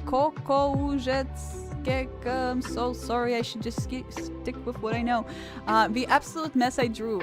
Worst is the half of the character poses aren't even visible. That's just normal perspective, it's okay. Oh, that's so cute. Oh my gosh, stop. They're so cute. Oh, but that's like Winx Club, right? There's like Stella, Musa, Layla. I don't know. I don't know the other ones. It's reminding me of Winx Club, but I don't think it's Winx. I think it's your thing, right? You drew those. That's so cool. Aww. I love it. I love it so much. I love how you just reduced this shape over here to an oval. This is a complex shape. So you have your hip going into your thigh, into your calf, and she's sitting in this pose that's kind of hard to imagine, and you just reduced it to, you know, an oval, and that's perfect. I love it. I love that this shape is going into her, and it's like you can clearly see that she's behind this character. Yeah, this is awesome. Yeah, and you're not afraid of drawing hands. I'm so happy to see it. Look at that. You can put that on your resume. Not afraid of drawing hands as well. That's amazing. I think my favorite is this in the front. I like that one a lot. Look at this. This is a really creative top. Very cool. I think when she's gonna fly with her wings, this is gonna like dingle dangle. It's really cool. Sway in the wind. Oh, I love them. I love those so much. Ah! I need a cartoon about this. I would eat that up. As a kid, I would eat those up. I would eat those up right now. Man. Okay, I love it. Thank you so much, Steel Amy. I love this so much. If this is Steel Fox Army, right? Hi, Swasted. Hi, how are you? Swasted is the voiceover for Turkish. Swasted, hello. There's actually a main character of the book. Oh, so the book is about them? Oh my gosh. I will love it. I will love it. Oh my gosh. Hell yeah. I cannot wait to see your book. Okay, let's look at these two, and then we're gonna go at the bottom and just whoever submits last, we're gonna end with them. First submission, art called Bookshelf. Oh, that's adorable. Violet, that's so cute. Also, Violet, welcome to the server. Look at that, sitting on the bed. That's amazing. Push to stow. Aww. That's your little guy. I love that little guy. He's like a little book on the shelf. You can kind of see this is the book. Glasses, because books are smart and for smart people. And then we have a shelf. And the shelf is a bed. And he's sitting on a bed that is a shelf. I love it. And I love the lantern too. And you did a very nice airbrushing here to show the light from the lantern. That's really cool. Yeah. And then we're gonna go with this pixel art. Okay, who submitted this pixel art? Who submitted this pixel art? Oh my god. Hosham! Sorry, I'm excited about Hosham. I'm gonna show all my pixel art. Thank you so much. Thank you so much, Violet, for submitting the book guy. I love the book guy. Hosham. Oh my gosh. Let me see. Let me see this. Whoa. Wow! Is that Quetzalcoatl or is that your other OC? I think that's your other OC. I mean, that's so cool. Wow. Oh my gosh. Can we zoom in? I know pixel art is not supposed to be zoomed in, but still. Wow. Oh my god. Oh my god. That's so cute. That's so cute. The tree. Nice. Are you doing a video game, Hosham? It's not really a airbrush. I used colors and a layer effect. Oh, that's cool. So yeah, colors and a layer effect. That makes sense. Probably use like a color dodge or something. But still peak Violet. Thank you thank you. I'm glad you like it. Oh my pixel art. That's so cool. They say the cast credits are wrong for the Turkish dub. Oh no, they're wrong. Oh, we will have to fix them. I will fix them in the description. No worries. Hosham. Oh, this is awesome. This is reminding me of like Mount Ebott from Undertale. Oh, this is so pretty. Look at how the gradient is like a checkerboard pattern. Oh, and the perspective is by these diagonal pixelated lines. That's amazing. Ah, Hosham, this slaps. Look at this wood texture. Like, how else are you gonna do wood texture? That's cool. Ooh. I need a video game about that. Look at these eyes. I remember, Hosham, you draw a lot of eyes in your work. It's very stuff. Great stuff. A little mini map and a dragon. Oh. Ah! I know that girl. I know that girl. That's Susie. Oh, and that's Frost. I forgot her name. I'm sorry. Noelle. Noelle. Yes, that's Noelle. Haven't played Deltarune in a while. Deltarune tomorrow? Deltarune today. Let's see. Wow, look at this hill. That's really cool. Sun in the eye. Oh, that's amazing. Thank you so much, Hosham. Okay, now we're gonna go. The last person to submit is gonna be our showstopper, and then we're gonna say goodbye. Are you ready? Who is gonna be the last person? And that is... Ah, that is number 1. We do not see the username. Chris Hoffield. Hero name. Kifty. Threat level. Star 1. Who submitted that? This is Yo Baby. They just got Lego figures. Cool drawing. OV, all of you. Very cool drawings, you guys. Thank you, Manuel. Number one. Chris Hatfield. That's really cool. Look at this. Wow. So this is traditional. This I know we saw a lot of digital art right today, but this is unmistakably traditional art. Very nicely photographed or scanned. On the hot pressed watercolor paper. And I see this is underwater because of the bubbles here, I think. Maybe. I don't know. Maybe not. Well, look at this detail. So this is like, you can see the hand. You can see this, the flexor radialis, the elbow. You can see the bicep muscles through this kind of carapace of rock or wood or something in here. Really cool. So it's some kind of bioengineered human fusion. And it's like spike arms. So I'm guessing some kind of mutant variation, right? What do we have? Nah, I will do as I please, fleshy boy. So is he like, is it a virus? Please, Helena, behave yourself. That's a funny guy. Can I please have my glasses back, Moss? Holy Chris, you are blind as heck. That's funny. Oh, that's cute. Oh, is that your other LCs too? I love this dynamic. So is this? So this Chris. This is Chris. Is this Chris? Because that would be cool. Because if we have this guy with glasses who's also like this mutant variant, and then has a friend who's, I guess, like a moth character, right? I see a lot of moth elements in here, like moth wings. It's like, you're blind as hell, bro! This is their dynamic. That's very cute. And he's probably infected by this virus. This is what I'm getting from this. Really great craftsmanship. Like very nice, like thick line art. You can see, sorry, I'm going back and forth. But like you can see very nice, thick outline of the line art. Yeah, it's great from Undertale. Ah, yes, that from Undertale, yes. So we have a really cool thick outline of the character here that kind of separates them from the background. And then that more thinner lines in here at the center, but there's still like a lot of detail in the center of the body, which is really cool. And I love this black high contrast next to the lightest armor. The goggles and the armor contrast each other well, which makes me immediately look right here, right? If this was a little lighter, that would have been probably even better. But yeah, this is super cool. This shine helps a lot because here we don't have this shine. But in here, because we have the whitest white and the darkest dark, our eye immediately goes right here. And yeah, you can see like some redness in here. That's really cool. It's probably watercolor, right? Watercolor pencil and ink. Amazing. Also, you can also put on your resume, not afraid of hands, kinda. Not afraid of hands until a certain point. Very nice. Very cool. I love it. And what a great piece to end our stream with. Guys, this has been so much fun. I am looking forward to releasing more episodes. I'm looking forward to having your OCs featured in the Storytime animation that's coming out very, very soon this month. If you would like to submit more art, go and submit more art. I will see it in the next stream. Next stream is probably going to be next week. I want to talk to you guys a little bit more regularly.